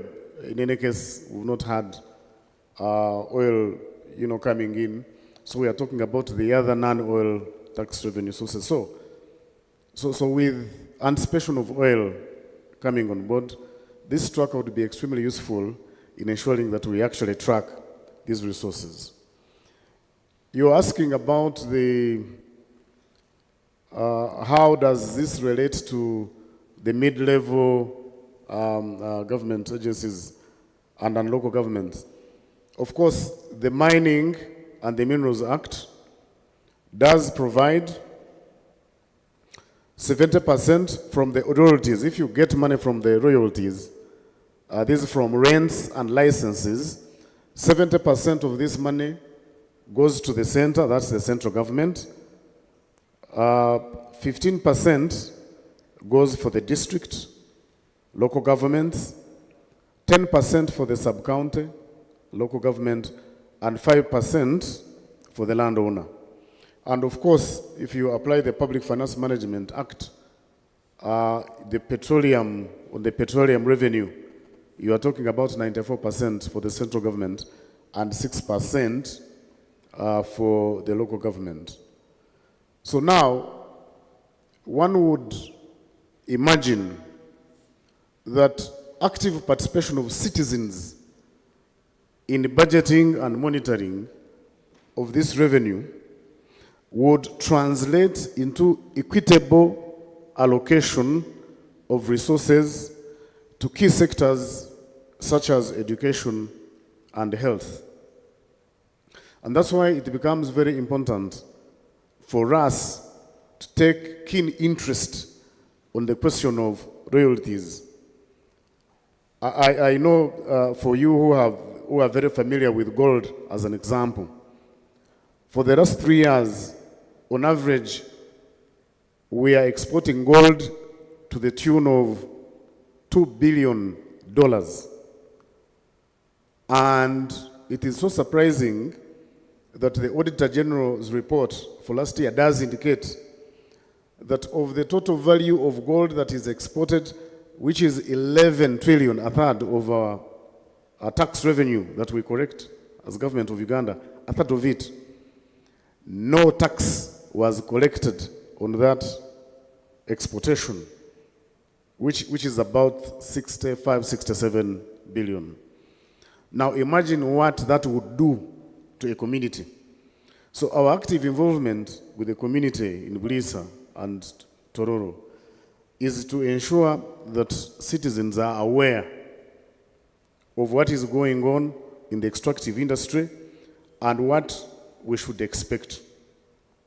One of the studies that we have conducted does indicate for the area that we are looking at that we have potential to collect 106 billion, but only 1 billion has been realized, meaning that we have a 99, almost 99 point something percent of the money that we do not collect. And that, in a way, perpetuates inequalities at the community level, because you realize that most of these areas where mining is taking place, extractives are made, you realize that they are stressed. There are not so many other viable activities that can actually be implemented there. So to that very extent, if the community's resource is being utilized without corresponding funds coming to support the community, that community ends up being deprived. And we think government and the local government needs to play a critical role together with us citizens in ensuring that we have transparency and adherence to the fiscal rules to ensure that, as a matter of fact, because some of these are non-renewable, to ensure that once money comes in, it is put to the best use, because at some point we might not have some of these resources.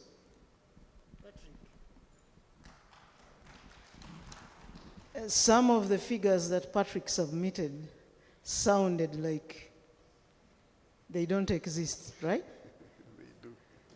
Big question for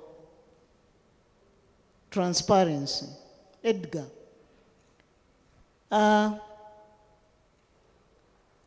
as a finance officer at the Uganda Extractives, big, they are something to behold when you hear as a person outside the extractive community. But that is why EITI comes in. So Uganda joined EITI in 2020, and we became full members because of the specific need to have this information shared fairly, openly, and transparently to the community. And what EITI does, in summary, is we are evaluating or trying to assess revenues that have already been audited. But to bring that into context, we assess revenues collected by the government, and then we reconcile them to the payments made by the companies. And this is done by identifying the companies that make over 100, I would say, our target is always to have around 95% of the companies that contributed to the extractive sector documented, and now we try to assess the payments that were made. And this year, our report is following the auditing process. So we need the Office of the Auditor General to have audited the government entities. And then we look to now the private sector, where we are looking at audited financial statements, and we're trying to reconcile the information or the data that we are getting and collecting. And for that matter, as a country, we were having these specific conversations, and the cabinet felt the need for us to now ascend into EITI, and we became the 54th member. And that meant that from 2020, the government began assessing the audited financial statements of companies and reconciling them with financial statements that are certified by the Office of the Auditor General. And that means that we now have begun to collect a trend of information from 2020 to date. Currently, our report, because we're following the audit cycle, our current report is 2022-2023. And that means that we went back to the books, opened them up, and began asking ourselves, where are the gaps? What is the risk? Are there discrepancies that we need to identify? And our report was just published on 30th of last month. And that now begins to bring in the conversation of royalties, like Mr. Patrick has said. We now can identify a figure that we can put to the public. And as of 2023, we can confirm that 457 million Uganda shillings was paid out to royalties. But of course, that is really a small amount of money when it comes to what Mr. Patrick has tried to highlight. And I think that is where the government is trying to show that we are trying to move towards fair and open transparency. And for us to appreciate this information, as Mr. Patrick has stated, the information is quite vast, and we need to have this information in a citizen-friendly format. As EITI, we're collecting data, and the data is becoming, it's becoming unusable. So the more we collect this unshared data, the bigger the problem gets. So we are now trying to speak to what are the citizen-friendly formats that can get this information out there to reduce on this gap that we are beginning to notice. We are in the process of translating our reports. We have a monograph we translated for the previous report to Runyachitara, I think, and Luganda. We are trying to get this information in a way whereby the locals actually begin to absorb it directly. And maybe to bring home the conversation about how difficult the information is, as a finance person, whenever you look at extractive figures, there are always many zeros at the end, many zeros at the end. And that conversation needs to stop. We need to stop looking at extractives as a zeros game, but begin looking at it as a local benefit. Who are the actual beneficiaries of all these zeros? And that is now what EITI is trying to do. We have come up with a report, and this report now begins to highlight the entire value chain from extraction all the way to right at the entrance of processing. So we are going to the community, we are going to the companies and we are going to government and we're asking them, please provide us this information from when the mineral leaves the ground to when it's ready to be processed or it's exported. And now we put that in our report, and our report is guided by EITI standards. The standards are global requirements that a country must adhere to, and if they meet these standards, they somewhat begin to align to international reporting. So we at the ministry have now begun to have a value chain analysis that is happening annually, and this information is now being presented in a single report that brings together over 25 stakeholders in the extractive sector to oversee, regulate, and see that the information actually is able to be accurate and is understood by the people who are participating in the sector. Mr. Edilia, you've given us a very long answer, but you have not confirmed what Patrick is saying. Are the resources there? Do you see this money the way Patrick is speaking about it? I guess for us that is still the question. And for many, especially the young people in this audience, they are looking at this and saying, my God, those figures sound like they can make Uganda a middle-income country. So if you are beginning to set up processes and you are not yet up to speed to what is happening, it means there is a gap in between that we still need to close as we go forward. I will come back to you for one more statement, but I want to task Mr. Nkubi online, who was advising alternatives. Listening to Patrick, listening to Edgar and the figures and the amount of work involved in that, the alternative of decarbonizing seems to be an alternative we think about, but how realistic is it? This morning we had the regulator saying, please live with it. The oil has to come out. The minerals have to come out. So I'm asking Mr. Nkubi, given what is happening realistically, is it going to be... Yeah. Go on. I can come in. Please. The challenge we have when it comes to minerals development and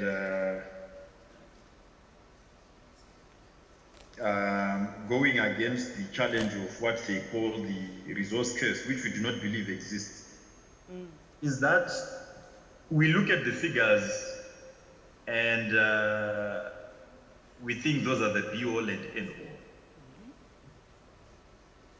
These are huge figures, yes, but in the grand scheme of things, those figures should be at the very minimum 3 times what you are hearing. I heard the contribution from EITI saying they are tracking from the minute that extraction happens until the door to processing. However, for those who understand mining, what we call junior resource companies are involved in the capitalization of what is going to become extraction. And they are involved in that for a minimum 15 years. In those 15 years, the amount of money that will have been channeled into what they call exploration, right, is where leakages start. And by the time we want to track the information of what has been extracted, let me bring it to light that that is where the challenge of succumbing to illicit financial flows will begin. Because for 15 years, exploration has been happening, money has been... In everything you're doing, you're pushing inclusion and participation, you're tracking. You're Recording in pushing progress. participation, you're tracking. You're Recording in pushing progress. transparency and trying to reconcile declarations by the private sector and what the government has statements in their expenditure. Bottom line, for a platform like this one, given the aspirations you have for 2040, given how we are trying to redefine ourselves into the future, what, in your view, should be the minimum in terms of human rights, in terms of emphasizing participation and accountability, in terms of transparency that needs to be streamlined in the sector of extractive financing, so that we don't just grow revenues, but we are also able to protect citizen rights and dignities going forward? 3 minutes only. As a bare minimum, citizens must be given an opportunity to participate in planning and budgeting for monies that come from royalties. That's really a bare minimum. And that is, of course, stemming from the fact that at any rate, there are projections for these royalties. And when oil revenues start streaming in, we'll be able to know. Also, at a bare minimum, citizens must participate in selecting activities and investments that are supposed to be funded by money from, for example, from petroleum. In petroleum extraction areas like Bulisa, the expectation is that when this money comes in, there will be activities it is going to finance at a district level, and it is expected that the district shall generate those activities, and those activities shall be gazetted by the Ministry of Energy and Mineral Development. So that a process like that one must be transparent, must attract effective participation by citizens, so that those areas that, all those activities that have been identified as priority do reflect the actual aspirations of the people. Because if we don't do that, then we are going to have few people sitting in councils and sitting in boardrooms and determining those activities, and that might not translate into some of these activities that might respond to people's needs. And lastly, people have to participate again in accountability. Yep. Yes, money has, you have fought so hard, you've earned your space at the table of discussing priorities, you have advocated for your due share, it has come. When it has been spent, are you participating in monitoring of this expenditure? Are you participating in all these 360 degrees regarding this, so that at the end of the day, you have value for money and also guarantee sustainability? Pass the mic to Edgar. 3 minutes. Thank you very much. I think I'll use less. I think just to ride off Mr. Patrick's submission, and I think that's what EITI is trying to speak to. EITI is saying that it's not all about revenue transparency. Our ultimate requirement is requirement 7, which is speaking to public dialogue. And we are trying to understand why the resources are not benefiting the ultimate communities that are participating in, the extractive sector. But just to summarize, I think one of the key bare minimums should be that the citizens should be supported to receive this information. And I think one of the key areas that we're not looking at and we're overlooking is social and environmental disclosures. Because we have so much of these revenues not being tied to the schools, the hospitals, the stadiums, as we were told by Mr. Ali in the morning. We need this information reaching the community. And some of this information is not easily absorbed by the specific communities, so that we are putting to task now the local leaders. How are the local leaders being empowered to provide this information to the local communities, and how are they, how do they have the right capacity to actually have this information disseminated at district level? And I think one of the conversations that we need to begin asking is, can we have district level dashboards?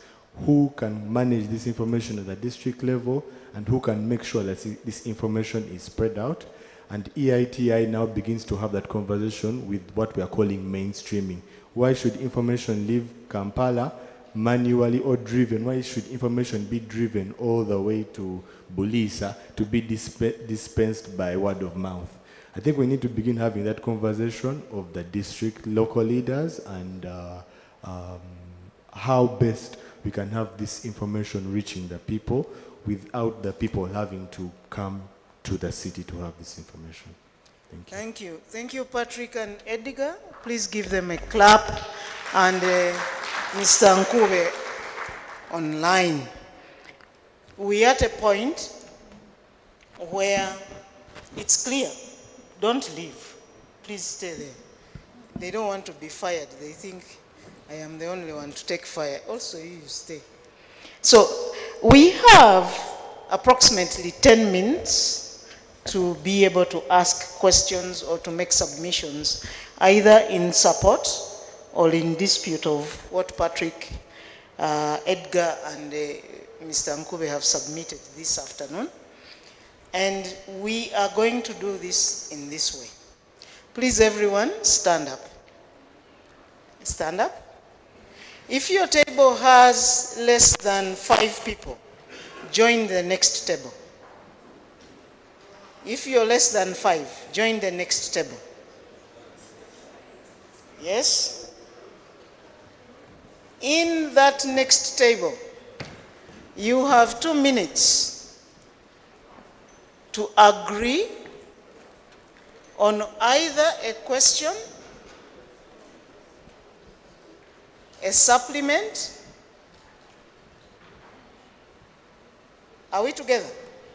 In the next table where you are, you have 2 minutes to agree on a question, a supplement, or a conclusion. Yeah, or a conclusion. If you make a conclusion, it has to be about the future of CCE from the earlier presentations. If it is a question, it is about the most immediate panel, as the panelists wait. So you have 2 minutes. Start talking within yourselves. And after 2 minutes, I'll ask for the table representative. Thank you. I said, please stand up. There was a reason I wanted you to stand up. Don't talk while seated. Talk standing.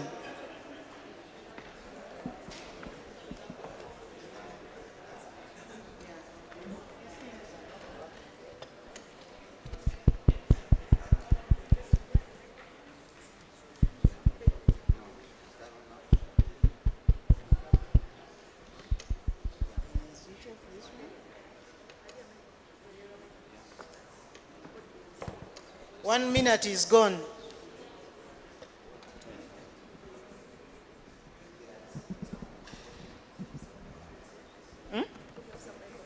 Only this one. Yeah, be with it. I will use this.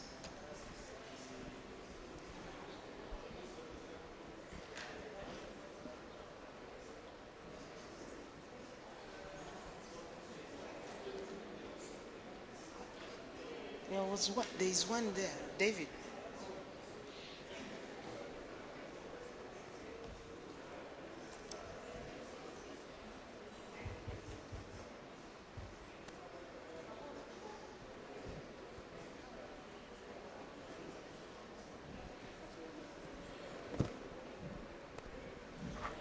Okay, 2 minutes are up. David is going to help us in the audience. We have Orebi. Mr. Orebi, please choose a table of your choice, any of the tables, and ask the table spokesperson to make their submission.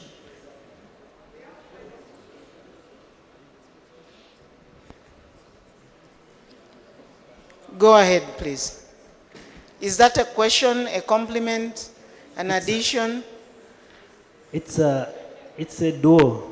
Okay, I'm shoot. Thank you so much. I'm called Mumuza. Didas, I'm a concerned citizen, but I work with the Petroleum Authority of Uganda. Aha, regulator. Yeah. The spokesperson is that one, but he has asked me to speak. It's just one issue. It's about the information we are dealing with. And this is picked from the fact that, is it Mr. Patrick kept referring to royalties, and especially in the context of Bulisa. I think the concern is, I don't know what Kawida is monitoring in terms of royalty payment. Under oil and gas, we haven't had payment of royalties. Because according to the PFMA, he quotes, that will only happen when production starts, commercial production. But there are other types of payments, surface rentals, signature bonuses, license fees, and so forth, which go to the petroleum fund. And when you keep referring to royalties as if they are being paid in Bulisa, it's quite confusing. I think it's important to not standardize the management of those aspects. In mining, it's different, as far as I'm aware, because there is even trading at source. But in oil and gas, especially upstream, it's different. So the major concern is about the management of that, and also helping, as we get the monitors, their understanding and capability to deal with some of these complexities around the technical aspects of this information is very important. Otherwise, it's a good type of work, but has to be diligently undertaken to minimize confusion going forward. I submit. Thank you. Thank you, Mr. Rebi, thank you, and sorry. Thank you. Mr. Rebi, choose another table of your choice. You have the power now.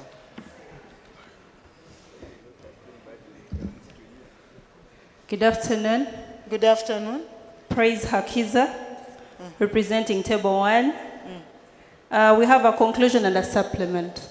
Go ahead. Our supplement is, it comes up as a question, how to look for alternative sustainability for CCE.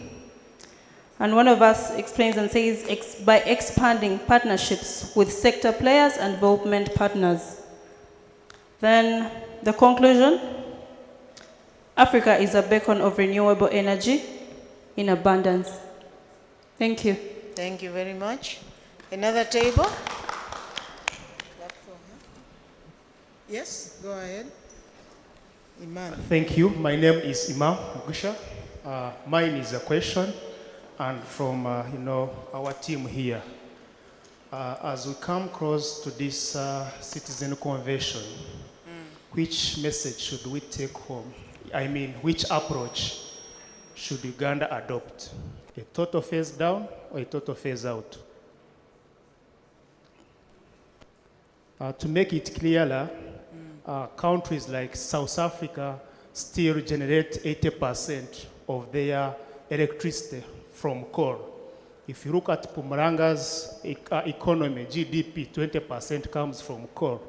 For them, they have adopted a gradual phase down.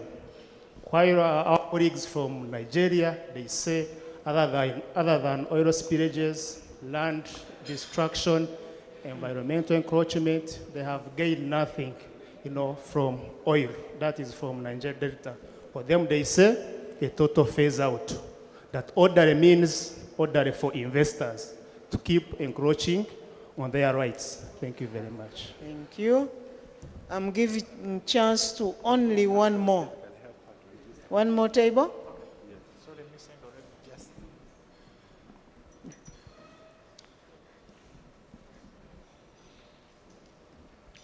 Okay, good afternoon once again. From this table, we have two. One is in regard to citizenry participation, and I think it has been re-echoed over and over again. But the systems that we use for participation of citizens have always been the same. So I was wondering, from the participation and the inclusiveness that has been spoken about, is there a game changer now, besides the information we give, which has been which has failed to create the changes that we need. So in the budget systems and also in the extractives, how better can it be done from your presentations? Then the second is from my colleague. Thank you. Thank you very much. I'm Sheila Israel, serving Global Rights Alert.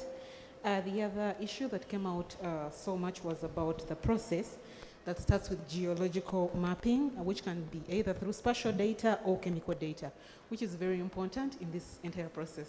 Thank you. Thank you. Unfortunately, the questions directed to Mr. Nkubi will not be answered because he's not online. But I would like to give 1 minute to each of, you can come through here if the mic is far away. Mr. Muhums, I think I was very categorical that for oil and for Blissa particularly, that oil has not come in, and to that very extent, royalties in respect to oil are not an issue from the points that I raised. And the royalties that I talked about, between 400 million and 500 million, is from non-oil tax revenue that I was alluding to. Except that the discussion was focusing on anticipatory. What would be the role of the community in the anticipated revenue from royalties? And that's where I was talking about identifying and mapping of activities that are supposed to be gazetted by you and the Ministry of Energy and Mineral Development. So that really was the context. But I was mixing in other royalties because as part of this study covers Tororo. Tororo, which is very active with limestone, Ahima Cement, and then some other companies there, where they're actively receiving royalties, and that's why possibly there was a gray area from your own context. What are we doing, or what do we want to do differently? You were talking about citizen engagement. Is there a game changer?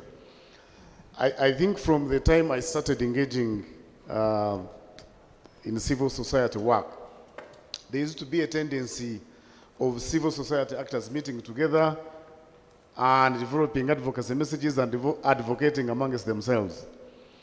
That began to change when civil society organizations, for example, started engaging with state actors.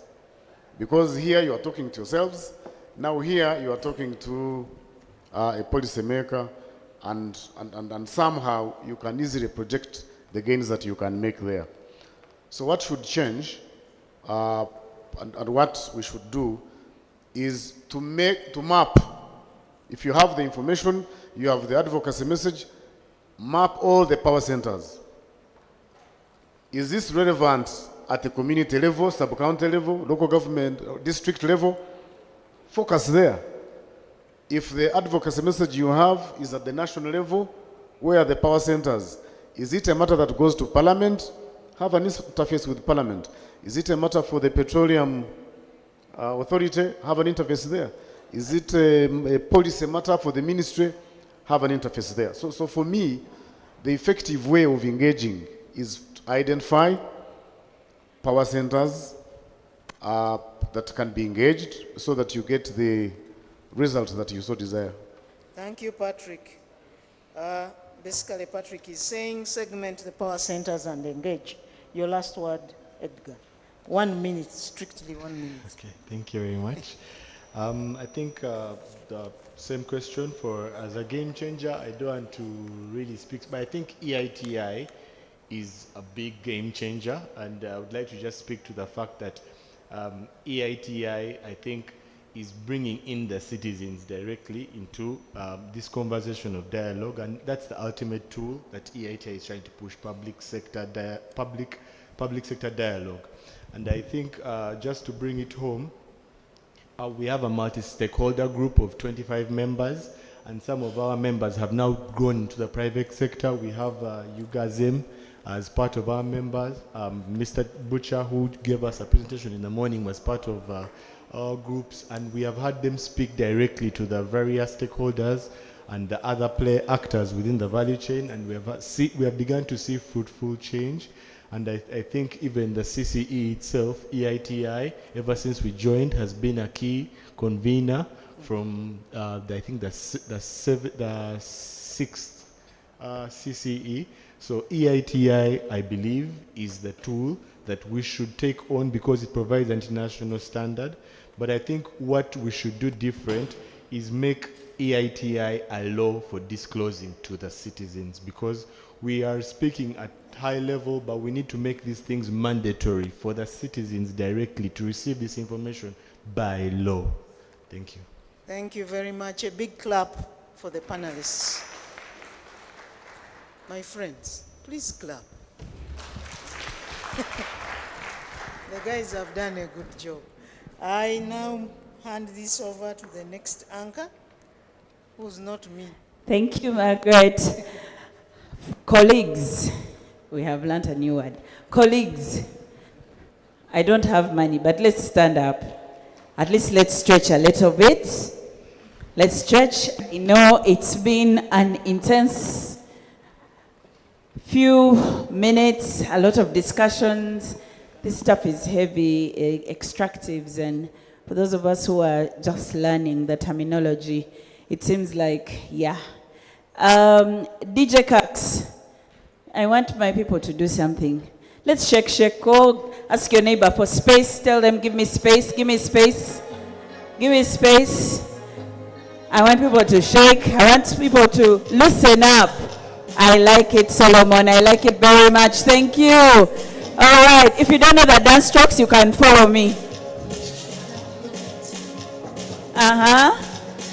Follow.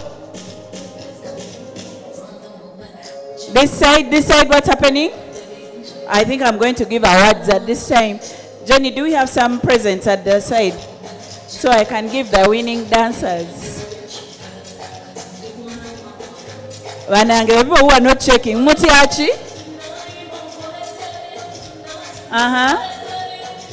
Solomon, do you want to come and show them which direction to go? Come on, guys. You can be better than that. You can do better than that.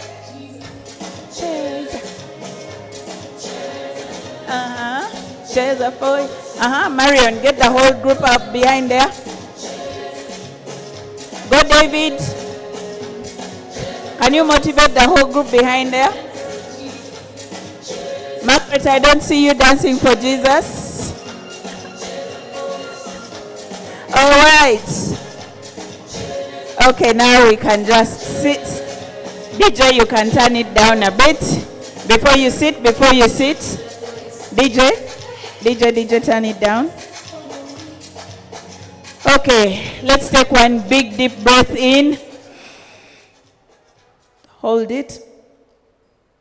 And let it out. One more time. You can raise your hands while you're at it. And out. And one last time, raise your hands. And out. Now shake yourself a little bit. Shake. This is the last session, guys. Tell your neighbor, this is the last session. This is the last session. This is the last session. Huh? Okay, so if you are planning on leaving, you don't want to leave this last session. You want to be here to hear this last session. But before that, a small announcement. Orebi, please wave. If you haven't signed on the GIZ form, the gentleman there, Orebi, is waving a white form there. Please, make sure you sign. Make sure you sign up. He will come to you. You can call him and you'll sign up on that form. All right, let me hand over to our next anchor, David. David, this session is yours. Please come and hand it over, and Winnie will be moderating. Thank you.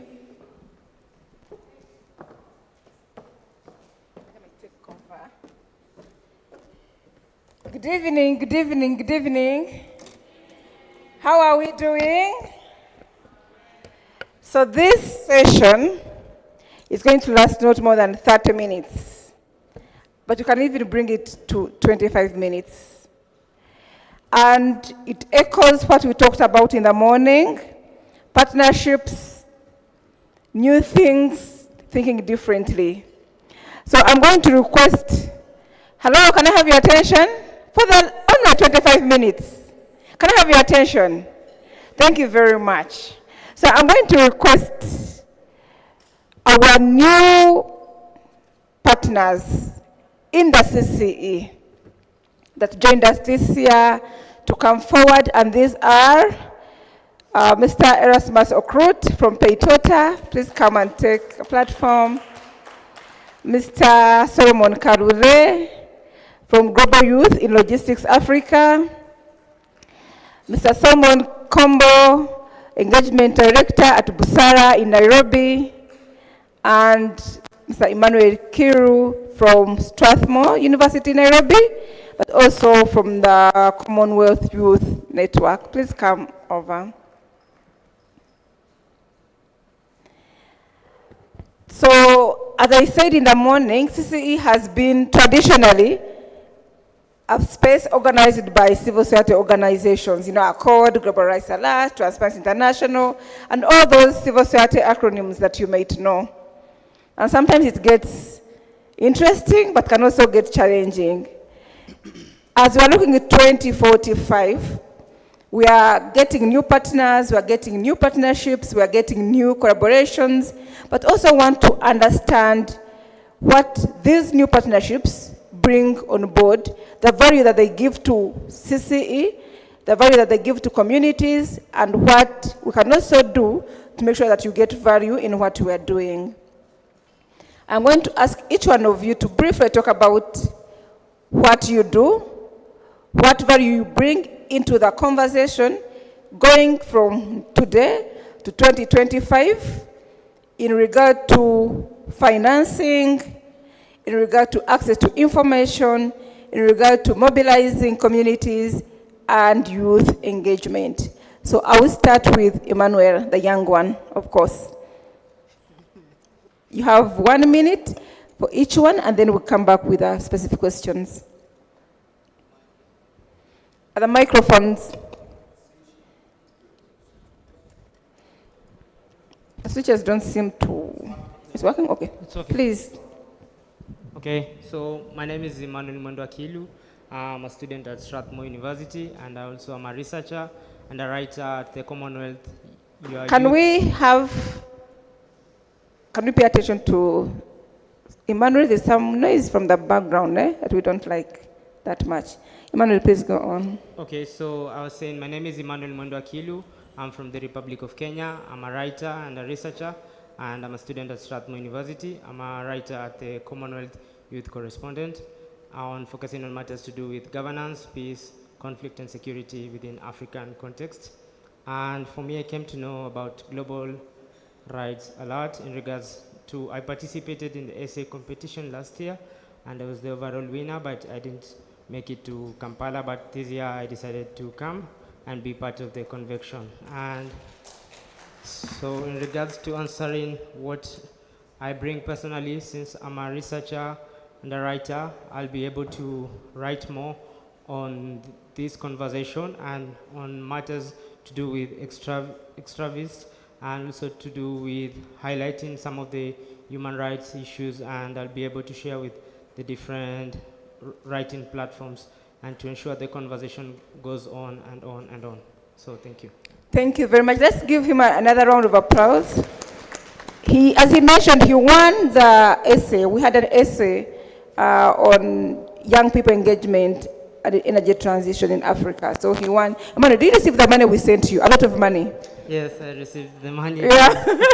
1 million Uganda shillings, which is...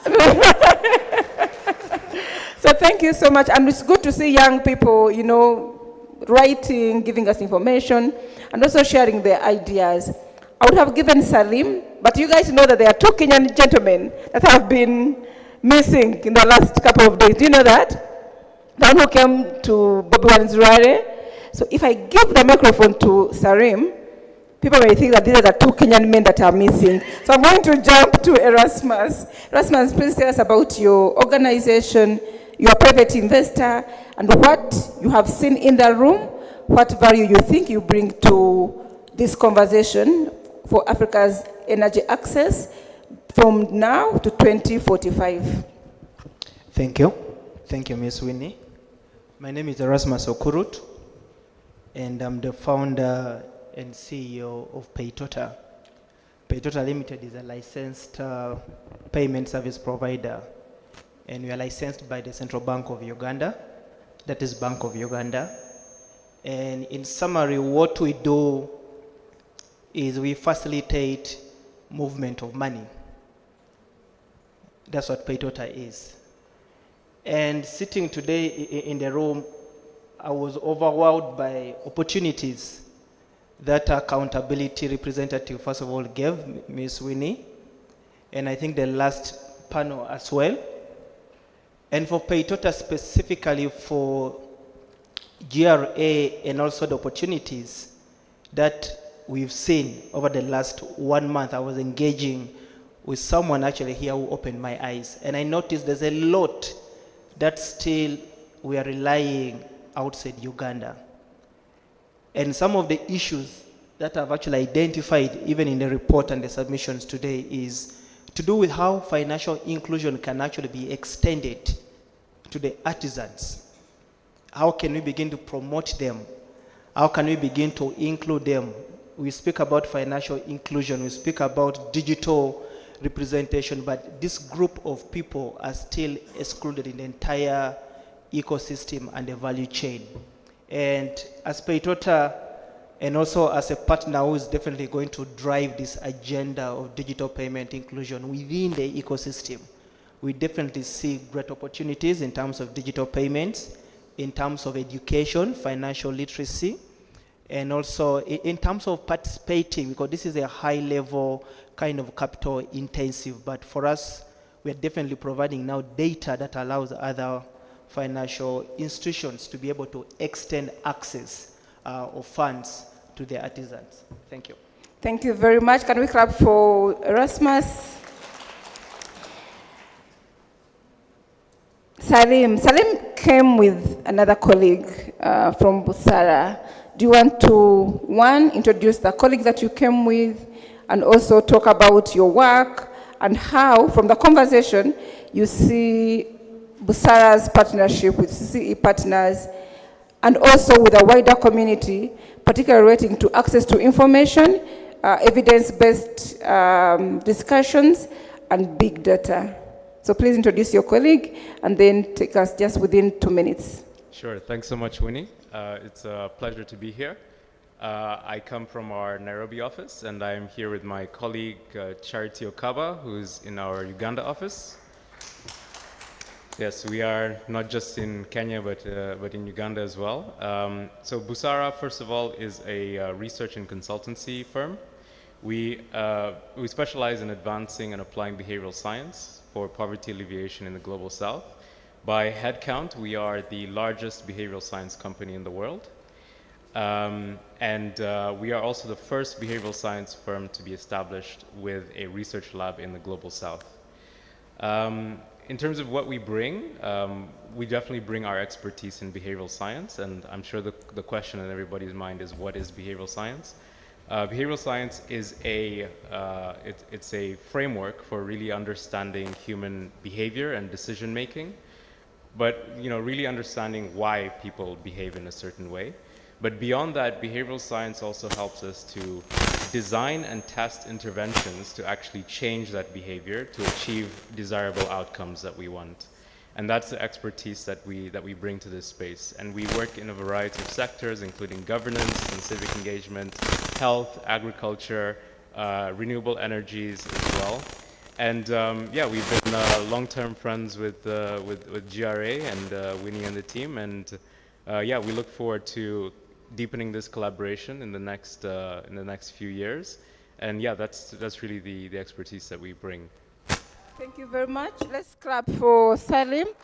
So behavior science, as he said, if I'm putting it in extractives, we'll be asking ourselves, how come money from oil and minerals disappears? Who eats this money?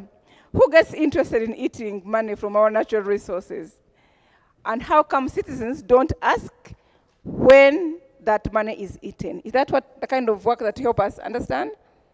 Not those exact questions, Okay. but yes, that's the same framework we would use. Okay, thank you very much. Let's hear from Solomon.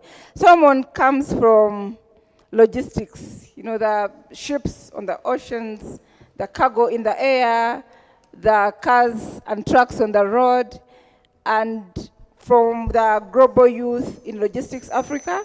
Please talk to us about your understanding of the energy industry, the role of young people who are business people, who are shipping our goods and services, and what you think you contribute to the conversation. Okay, thank you, moderator. This is a very important panel about what we bring on the table. I think you saved the best for the last. But me, I come from both the private sector and the civil society. Private sector, I'm the CEO of Casologics Limited, a Ugandan-based clearing, freight forwarding, and transport company, renowned for its innovation, reliability, efficiency in cross-border trade within East Africa. So what we bring to the table in terms of logistics, you know, energy cannot happen without logistics. Logistics is the backbone. But from the civil society, I come from, I'm the founder of Global Youth in Logistics Africa, a continental youth-led initiative that is mentoring, training the youth, and building future logistics leaders that are going to appreciate green logistics and are going to appreciate climate change and digital skills.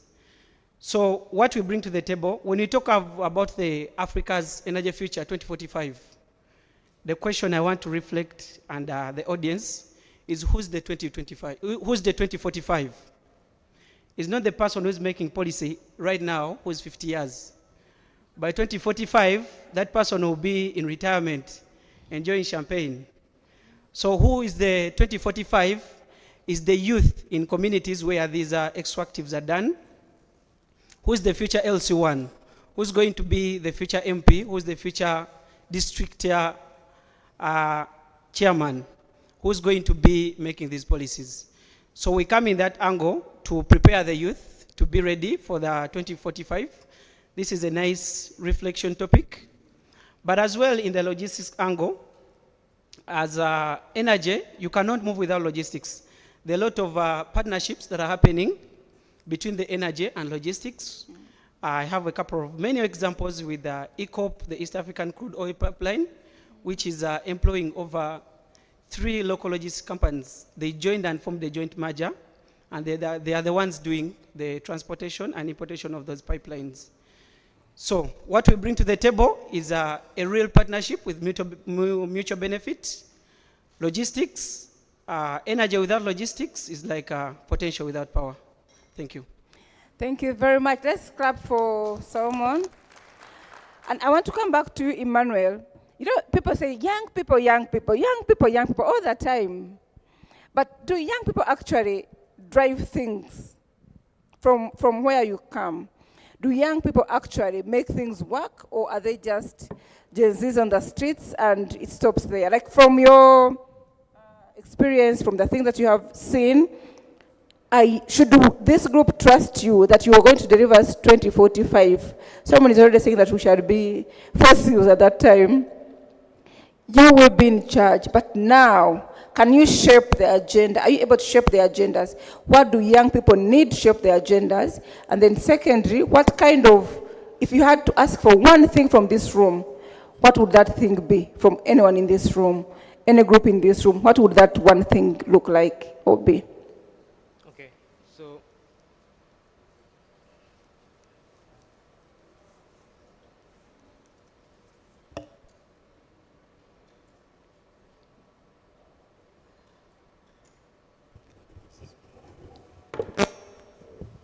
okay, so I'll begin with, if one thing I'll need from this room is we need to support more young people and to bring them in such convening and such dialogues.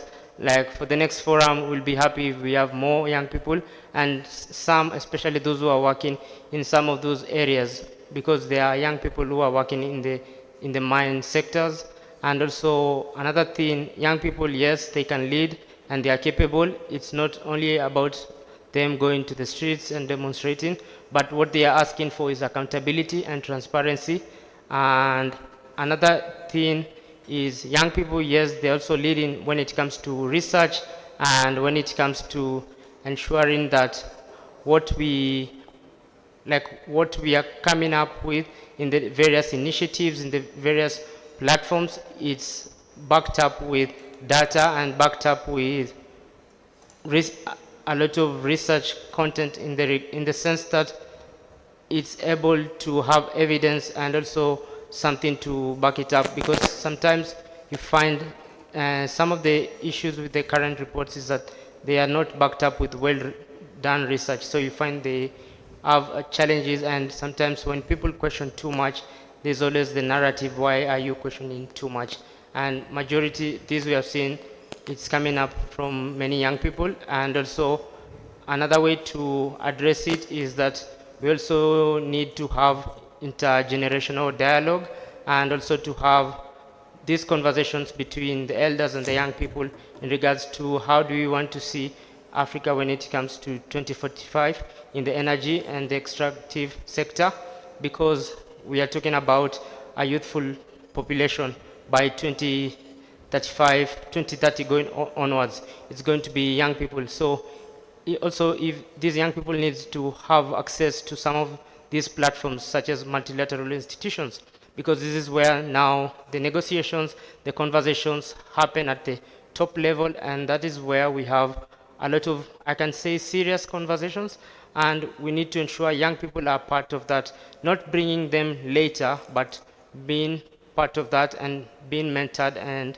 to ensure that there is also, to ensure that when that time comes, when the continent is going to be young, that everything is going to be smooth, and then we will not come back to blame maybe somebody or maybe other circumstances that made us not to achieve what we want to achieve. So yes.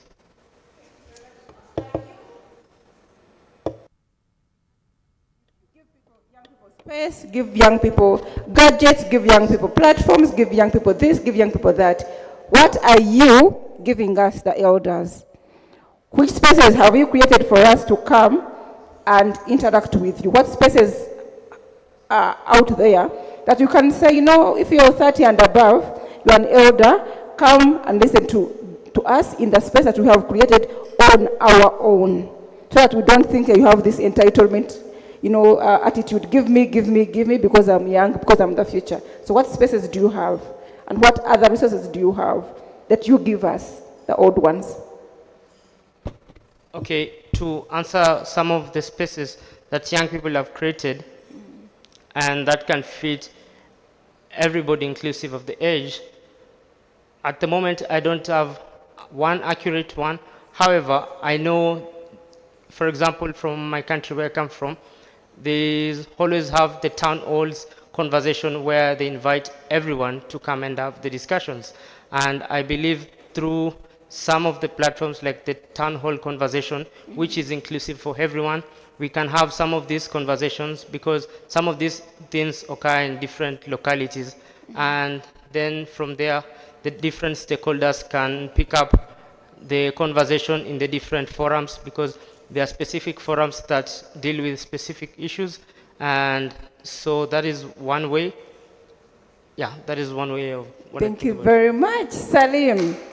Okay, thank you, Emmanuel. Salim. Big data, big data, big data. If you're not coming from a behavioral research background, we may not understand what big data is. So in relation to this conversation, what is big data? Is there a small data? What is big data? And how do you harvest, how do we come into that data usage and to help us guide in decision making from the CCE context, but also from civil society engagement and community engagement? Yeah, thanks so much for that question, Winnie. First of all, what is big data? Sorry, let me move closer to this. Yeah, big data is more than just a lot of data, right? Big data is really how data is generated that makes it different from other forms of data. And This can be, for example, through like mobile payment data, or for example, crowdsourced data that you can get from even social media. These are really large forms of data, and they offer us something that's very unique, and that is that it helps us to bridge this gap when it comes to policy making and like the process of policy making, because policymakers make decisions based on a perception or an understanding that they have of what citizens' what citizens' needs are, and what they think that citizens require. And that is really based on like survey data most of the time. And survey data is static, right? So survey data is really a snapshot in time of what people thought as a response to a question. But big data is dynamic, and big data can allow you to constantly collect data on an ongoing basis, which allows you to fill this gap between the process of making a policy and actually getting an outcome out of it, right? So, for example, in the extractive sector, big data can be used to, for example, supplement data that already exists, right? So, for example, we had the example earlier of, where does extractive start? It starts with a geological survey, right? That can be validated through crowdsourced data from people on the ground. Like, do these resources actually exist, for example? The same can be done when it comes to like energy and also climate resilience, for example, right?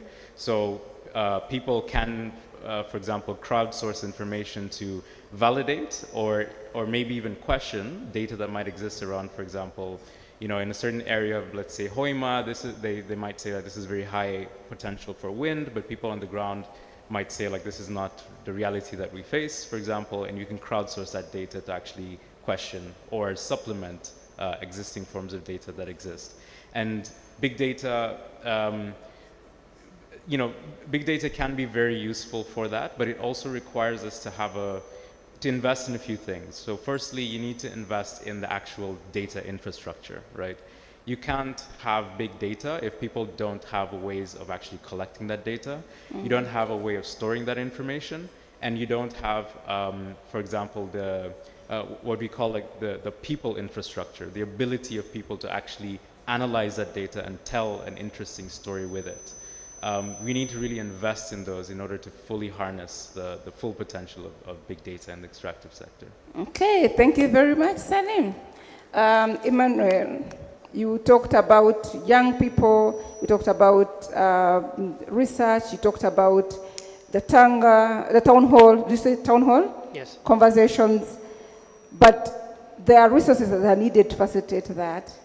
And I want Peitota to talk to us about how do you enable access to finance for investment? How do you enable access to finance for, day-to-day works, whether in a mining community, whether in a students' movement, whether in a civil society work like this?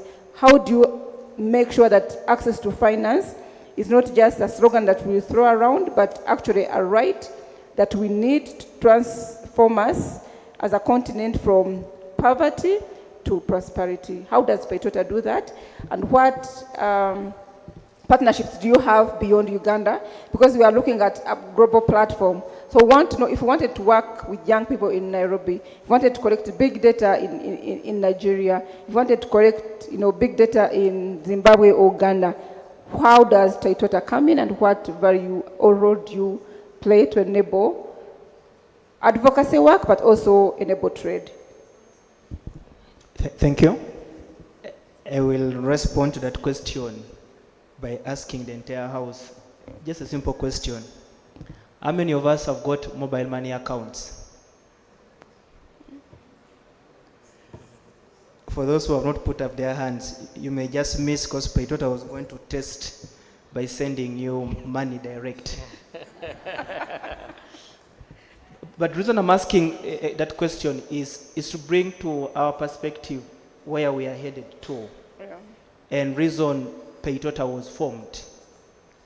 We are living in a fifth industrial revolution, and I believe in all our sectors, there's always one song that we'll always hear, and that is digital.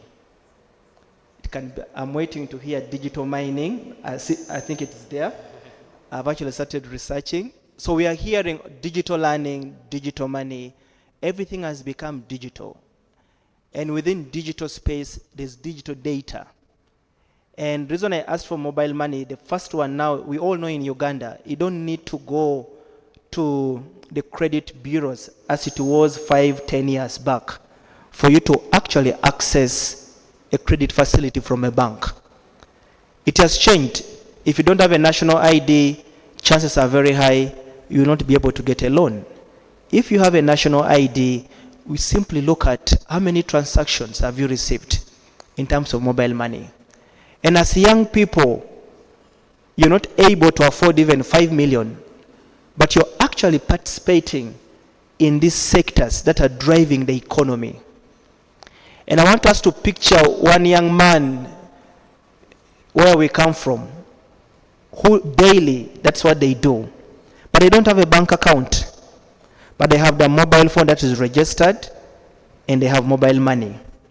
And they're receiving money daily. And what we are doing as Paytota is we are now converting that, and we are launching something that will be cross-sector agnostic, meaning it covers every industry. It's not only with the payments, not only with mining, it's not only with the energy, but every industry. And we are saying the first access point that we want to leverage on is your mobile phone. And that's why I asked. If you have your mobile phone, that has now become your bank. Everywhere in Africa, at least the biggest economies. With my phone, I'm able to get my statements through digital payments. With my phone, I can actually get a loan within 24 hours.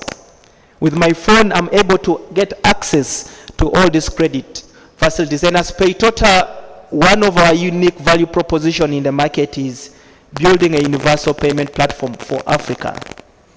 And what this means is we are trying to open the borders. As we've had the inter-Africa trade, we are looking at the same way you can call someone in Kenya, as I respond directly to the question. So we want to bring payment interoperability, that if I am in Uganda and I want to send money outside Uganda, it should be very easy. If someone is working in Kenya, an entity, and wants to support someone who has subscribed to GRA, they should be able to do it seamlessly without going through the lengthy conventional due diligence, which we all know. Like my colleague has mentioned, with data, we are able to verify you in seconds. And once we have all these entry parameters in place, then access to financing becomes much easier. Everywhere you go, you can actually right now apply for a loan outside Uganda if you're able to give all this historical data of yours using our platform. So as Paytota, we are looking at a bigger picture, first of all, as partnerships, and we want to build, and I love the fact that the mission of CC, when you're presenting, was creating a platform that is Pan-African. And when we're starting Paytota, we're looking at a Pan-African payment system. And we want to make it very easy that as we move and make our phone calls, can we make access to funds also very seamless as ABC 1 to 3, and you can only achieve that with a more Pan-African payment platform, a universal platform. And we make this very possible through our partners that we work with. One of the partners that we work is Visa, Visa International in the US, and this allows us to handle cross-border payments through cards. And again, through that, we're already now developing something with them to support the less marginalized community. And we want to empower them and say, this is your card. It will have all your data. You want to link your mobile money data to the card, and you walk into the bank and tell the bank, I want to improve my lifestyle. I want to support something, and all that will be able to be given to you. Locally, the partners that we work with, telecommunication partners, MTN, Airtel, we also work with all the 27 commercial banks in the country and across the region. And I believe being a partner and attached to to this forum and platform will be a big plus in terms of digitizing payments. Thank you. Thank you so much. Thank you, thank you. The last question goes to Solomon. So you wear two hats. You have a logistic company, but also you have the Global Youth in Logistics Africa, which is, I believe, an NGO. If you were to partner with anyone in the room since morning, who would that be, and what would you want to do with them? Since we started this conversation in the morning, who would that be, and what would you want to do with them, or what kind of support would you want them to give you to do your work better? Okay, thank you, moderator. To answer that in a perspective, you know, when we think about Africa's energy future, most of you think about oil and gas, minerals and extractives. Others think about renewable energy. But in my perspective, in every energy project, be it in the Albertine region, be it in West Africa, in Nigeria oil, be it in Kenya wind corridor, there are logistics chains that are working quietly to determine how safe, how fast, and how equitable such projects go. So you said I wear two hats because I'm someone who wants to create impact. And I believe when I say this, most of the people are going to be my partners. So in the GYL space, Global Youth in Logistics Africa, we are driving the youth towards the Sustainable Development Goal 13 of zero carbon emissions by 2050. So what are we saying? We call upon the youth to develop innovative solutions. We have a database of the youth. We have programs, we have innovative solutions, and we have problems and solutions we are creating, but we are looking for partners who are ready to listen to us. Most of the solutions we are having are in energy and logistics, but the main intention is greening, making green. You know, when we talk about carbon financing and carbon credit, we don't talk about only planting trees. We talk about the unutilized fossil fuels that have hydrocarbons. That is all about carbon credits. So ours, we are collecting the data, and we have the data, so we are looking for partners. You don't have to be belonging to the logistics sector, but as long as you're youth and you can bring something to the table, we are calling upon them. But secondly, in the logistics space, most of the projects in the energy are powered by logistics. But me, as someone who wants to create impact, I don't want you to transport raw minerals and import finished products. So for us, we want to imagine the future of 2045. So imagine a future where the trucks that move these minerals, maybe from Kasese or Kalamoja, are all using clean fuel or clean energy, or they are using they are all powered electrically. So we want to imagine a future where we have logistics hubs that are powered by digital tools, and these are innovative solutions by the youth. So we want to imagine a future where the communities near these extractives and mineral areas are benefiting, and they are stakeholders, but they are not just bystanders. So we are both ways. So we want to create value, but we want to imagine the future. And this is happening in African countries. So how can we scale it? We bring it to Uganda and we bring to the whole of Africa is through collaboration. You get, so we are calling upon, if we imagine a future of 2045, we couldn't be imagining anything artisanal. You get, the little we can imagine is small scale. Because when you go and benchmark other countries, when you go to Singapore, when you go to China, you come here and cry, where are we? So we as Castle Logistics that want to drive the economy through logistics, but who want to create the impact, we are calling upon all the youth, let us solve African problems by Africans. If multinationals want to come and join us, let them join us with the impact, but not to tell us what to do with our resources. So we come with the value. Anyone who has to invest in the logistics sector via energy. We are there to power the import and export, but as well as creating the impact for the future of Africa. Thank you. As I wind up, I was reading a World Bank report recently, and they said the minerals that are in Congo, if they want to exploit them right now at full capacity, it will take them 300 years to complete, to reach even 50% capacity. But when you see how many Congolese are running away from Congo as refugees, you get.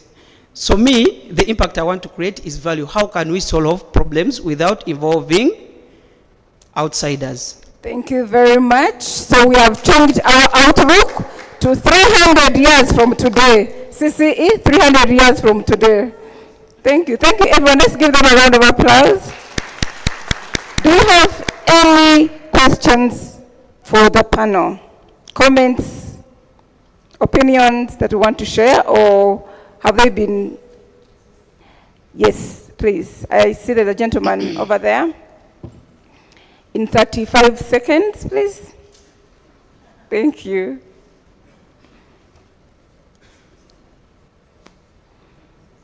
Thank you so much, Madam Winnie. Thank you so much, our lovely panel. My question goes to Mr. Salim.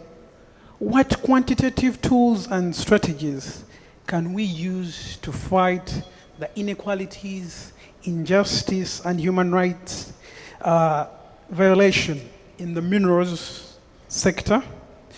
Another one goes to Emmanuel.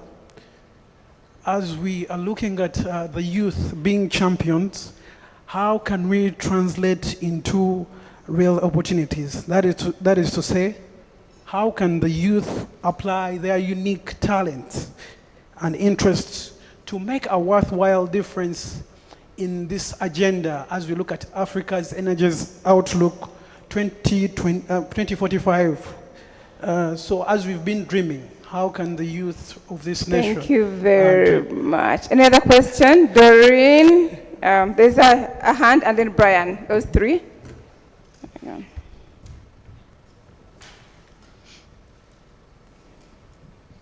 Thank you very much. My name is Doreen Mugisha.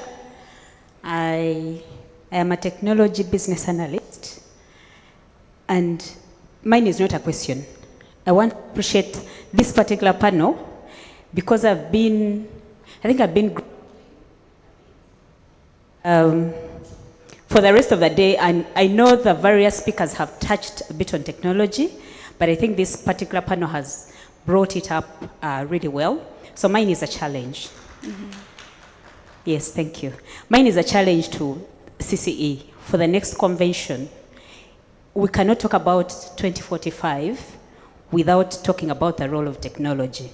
Because for every person that spoke in the room today, I saw the different ways that we can harness technology in drilling and mining, optimizing all the things that we are doing in clean energy, in data, use of data, in health and safety, in all these things. So I feel like this topic of using technology actually needs more time. It needs like a whole topic and a whole dedicated session for discussion at the next summit. So Madam Winnie and all the partners, I hope you accept the challenge. Because 2045, we will not be talking about manual policy formulation, manual engagement, someone talked about taking dashboards to people in Bulisa physically. We'll be talking about apps. The young people in 2045 will not know how to read things on paper. They will know how to use drones, they will know how to use robots and all these things. Thank you. Thank you very much. But Doreen, how can someone not get a book with a pen and start circling some nice words and rubbing, and how does that happen? 2045. So thank you very much, and I really appreciate where you're coming from, and also appreciate that, as I said, that we shall be fossils at perhaps in a few years' time, but we learn from you, and it is a challenge for Emmanuel, with whom we're going to organize the next CCE, Busara, Global Youth, and Peitota. I think And also, we're not signing our registration forms with pens, we are scanning codes. Yeah, so we're getting there. Do you remember where I came from with CCE? Sign here, right there, but we're improving. So give us some credit, and yes, the challenge is taken on. We will shock you in 5 years from today. Brian, your last comment. Okay, thank you, and thank you to the panel. The panel gives me a chance to mention what I wanted to mention for sustainability of CCE. One is that this panel is speaking both accountability, but at the same time business. So I would recommend that in our next CCE, if we want to sustain, because our donor side is keeps reducing, the money is reducing, meaning that as CCE, we need to bring more business people, and we have a session for them.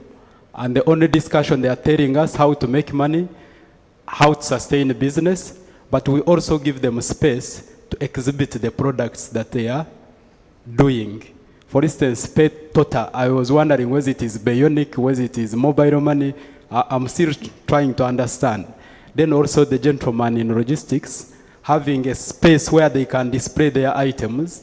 They can be here, and at one point they will fund the CCE. I think Brian is trying to lobby for your participation next year, but you have to earn it. Thank you, Brian. Yeah, and I know you have been part of CCE. Yes. It looks like this panel, we saved the best. Okay, thank you so much. Thank you. Thank you. So do you want to, Beatrice, one quick question or comment, and then we leave the room. Thank you so much, Winnie. I appreciate the panel. I only have a concern. Yes, they have talked about advancing business and technology innovations, but out of practice in Uganda, there has been a lot of taxation on such amenities. I'm now wondering and maybe recommending, can we as civil society and other partners present here begin advocating for reduced taxation or maybe tax exemption on such items that we are going to advance? I thank you. Thank you very much. Point taken. Yes, issues of taxation. We have prospective legislators in the House. We have government officials in the House. We have lawyers in the House. We have civil society in the House. We have influenced policy. We have influenced laws, practice. And yes, we can take that up if it's hindering civic participation, if it's hindering citizens' participation in the governance of natural resources. So I want us to clap for the panel and thank them very much.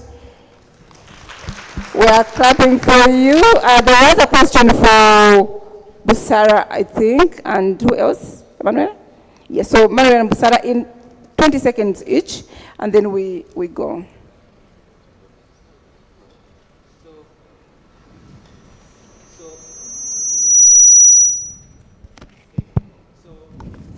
Okay, so to answer the question on how youth can amplify and use their talents, one is by investing in themselves with various skills and to ensure they are knowledgeable in the discussions on energy and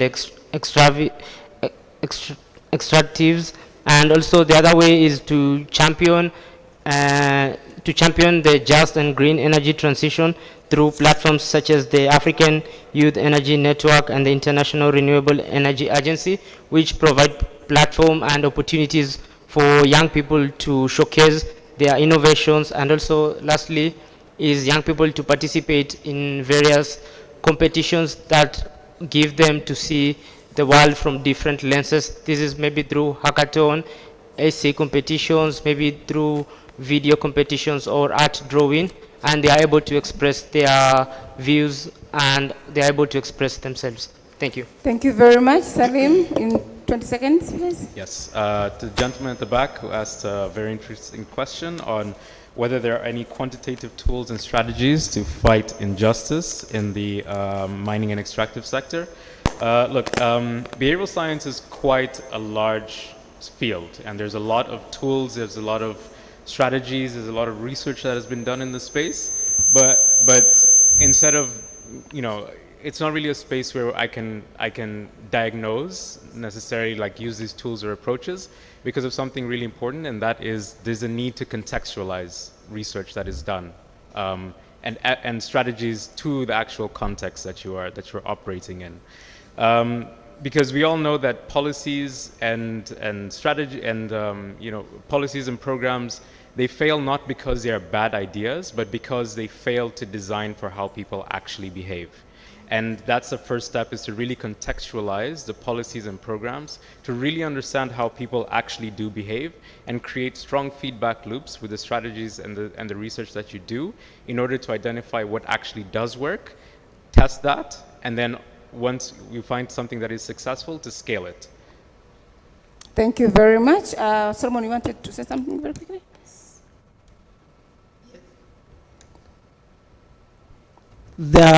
She asked about taxation in the mining and extractive sector. I come from a logistics background. I have 10 years experience in logistics and taxation. There's a lot of exemptions in the mining sector, both exports and imports that come in, equipments and so on.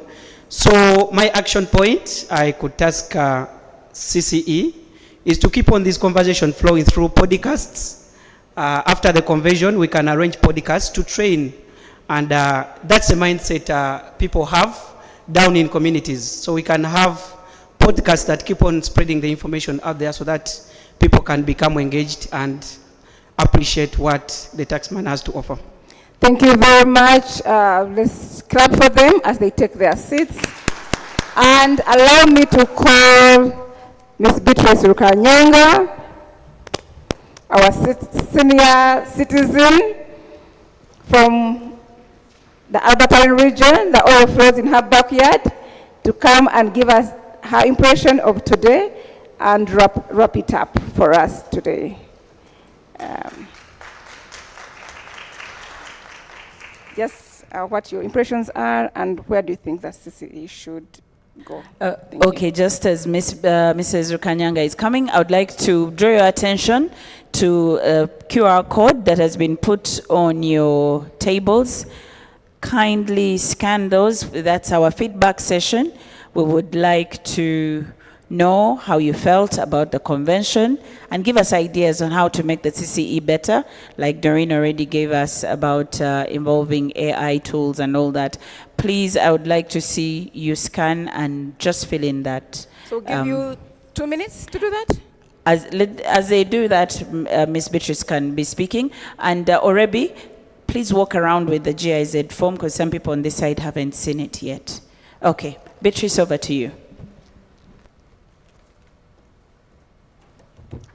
Thank you so much, our moderators today. Winnie, my longtime friend, our chief guest in absentia, our development partners, GIZ, and others, our dear participants, and the media.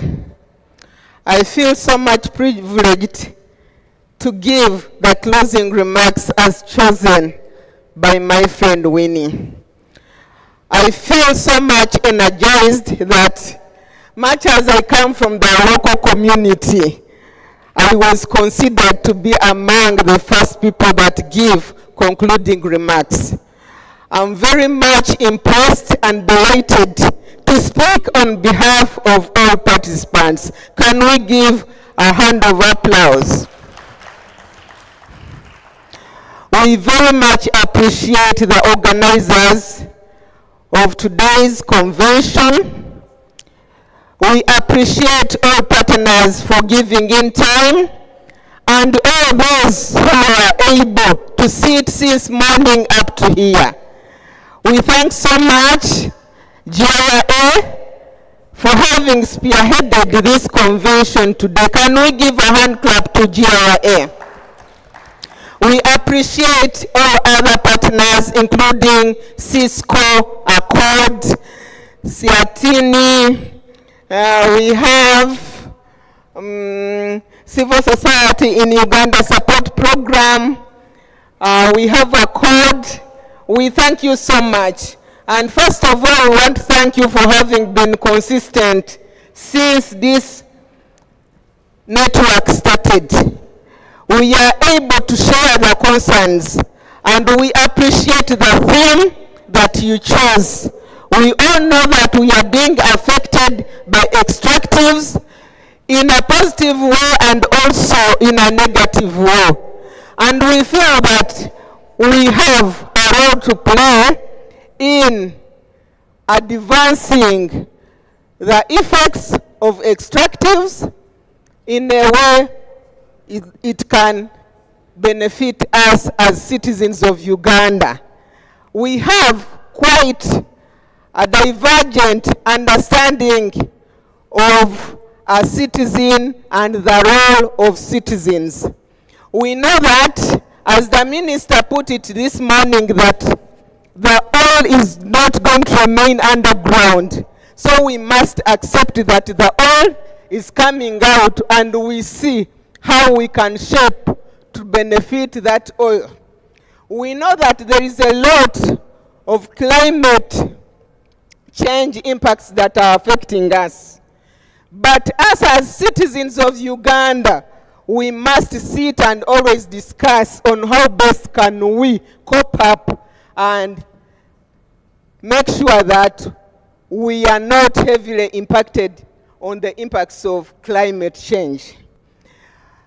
This has been the best theme, and we think that in the next future, the committee will also select the switching theme. I'm very much pleased that I was part of this, and it was not my first time to be part, and I think we shall continue. We appreciate the youth for having actively participated and for the innovations that they are putting in place to ensure that we advance our stay in the country. I thank you once again for all of you for your active participation, and I wish you journey mercies back home. I thank you so much for God and my country.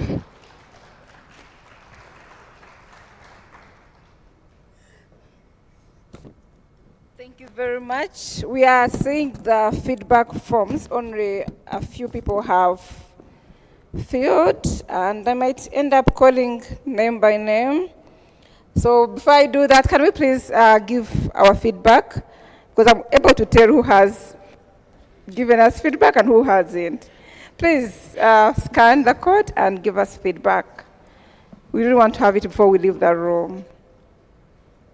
I want to recognize our sponsors, ID Trolls. Thank you very much for bringing our international delegates, but also for the screens that you gave us today. Thank you. Thank you, Paytota, for the money you sent through mobile payment system. It was received by the hotel and other people that were supposed to pay using your money. Thank you, our new partners. Thank you, everyone. Thank you, Tom at the Secretariat. Please stand up for recognition. Ahura, Damari, Anita, Jennifer, Orobi, Roste, Jimmy, Marion, Marie, and everyone that has really supported us. Thank you, our anchors, Margaret Rugadia and David Tumwesije. Doris, you've done a wonderful job. We thank you so much for today. And for everyone, for the hotel, thank you. I don't think we've had any incident. Thank you, Hotel Mestil, and every other service provider that has supported us today. So next year, the CCE will be having at least 300 people, not in this room. It will not last for one day. We are making a commitment, and we have more countries participating with real citizens engaging in a conversation. Thank you for ideating with us, for localizing the conversations, but also for looking at a bigger picture. Till next year for the CCE, but before that, there will be more contacts on on panels, on conversations, on papers, on research, and on questions of money and resourcing. Thank you. God bless you.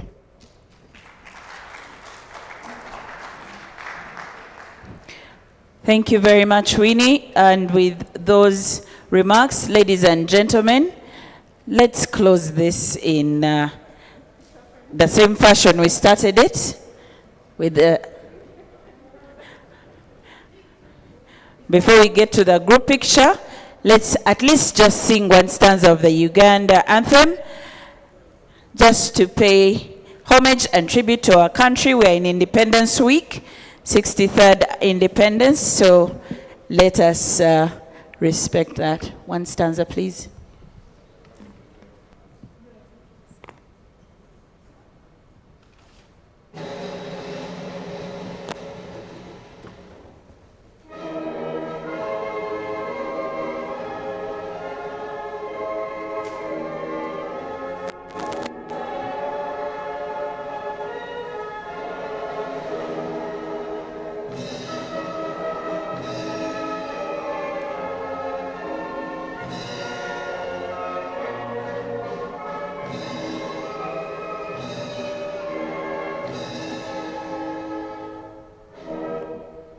Thank you very much. HD Media, please let us know where you need us for the photo. For those who would be interested in the group photo, please move to the front here as HD Media gets us organized. The QR code for the feedback is now on the screen in case scanning the paper was difficult. Winnie, please lead the team and the members to the front. Friends, please come and be a part of this picture, this momentous occasion. You want to say that you were there. And when we talked about 2045, when the things begin to come to pass, you need to have the evidence that you were here. Please come up. Let's hurry up and do that so that people can find their way home before the traffic gets crazy.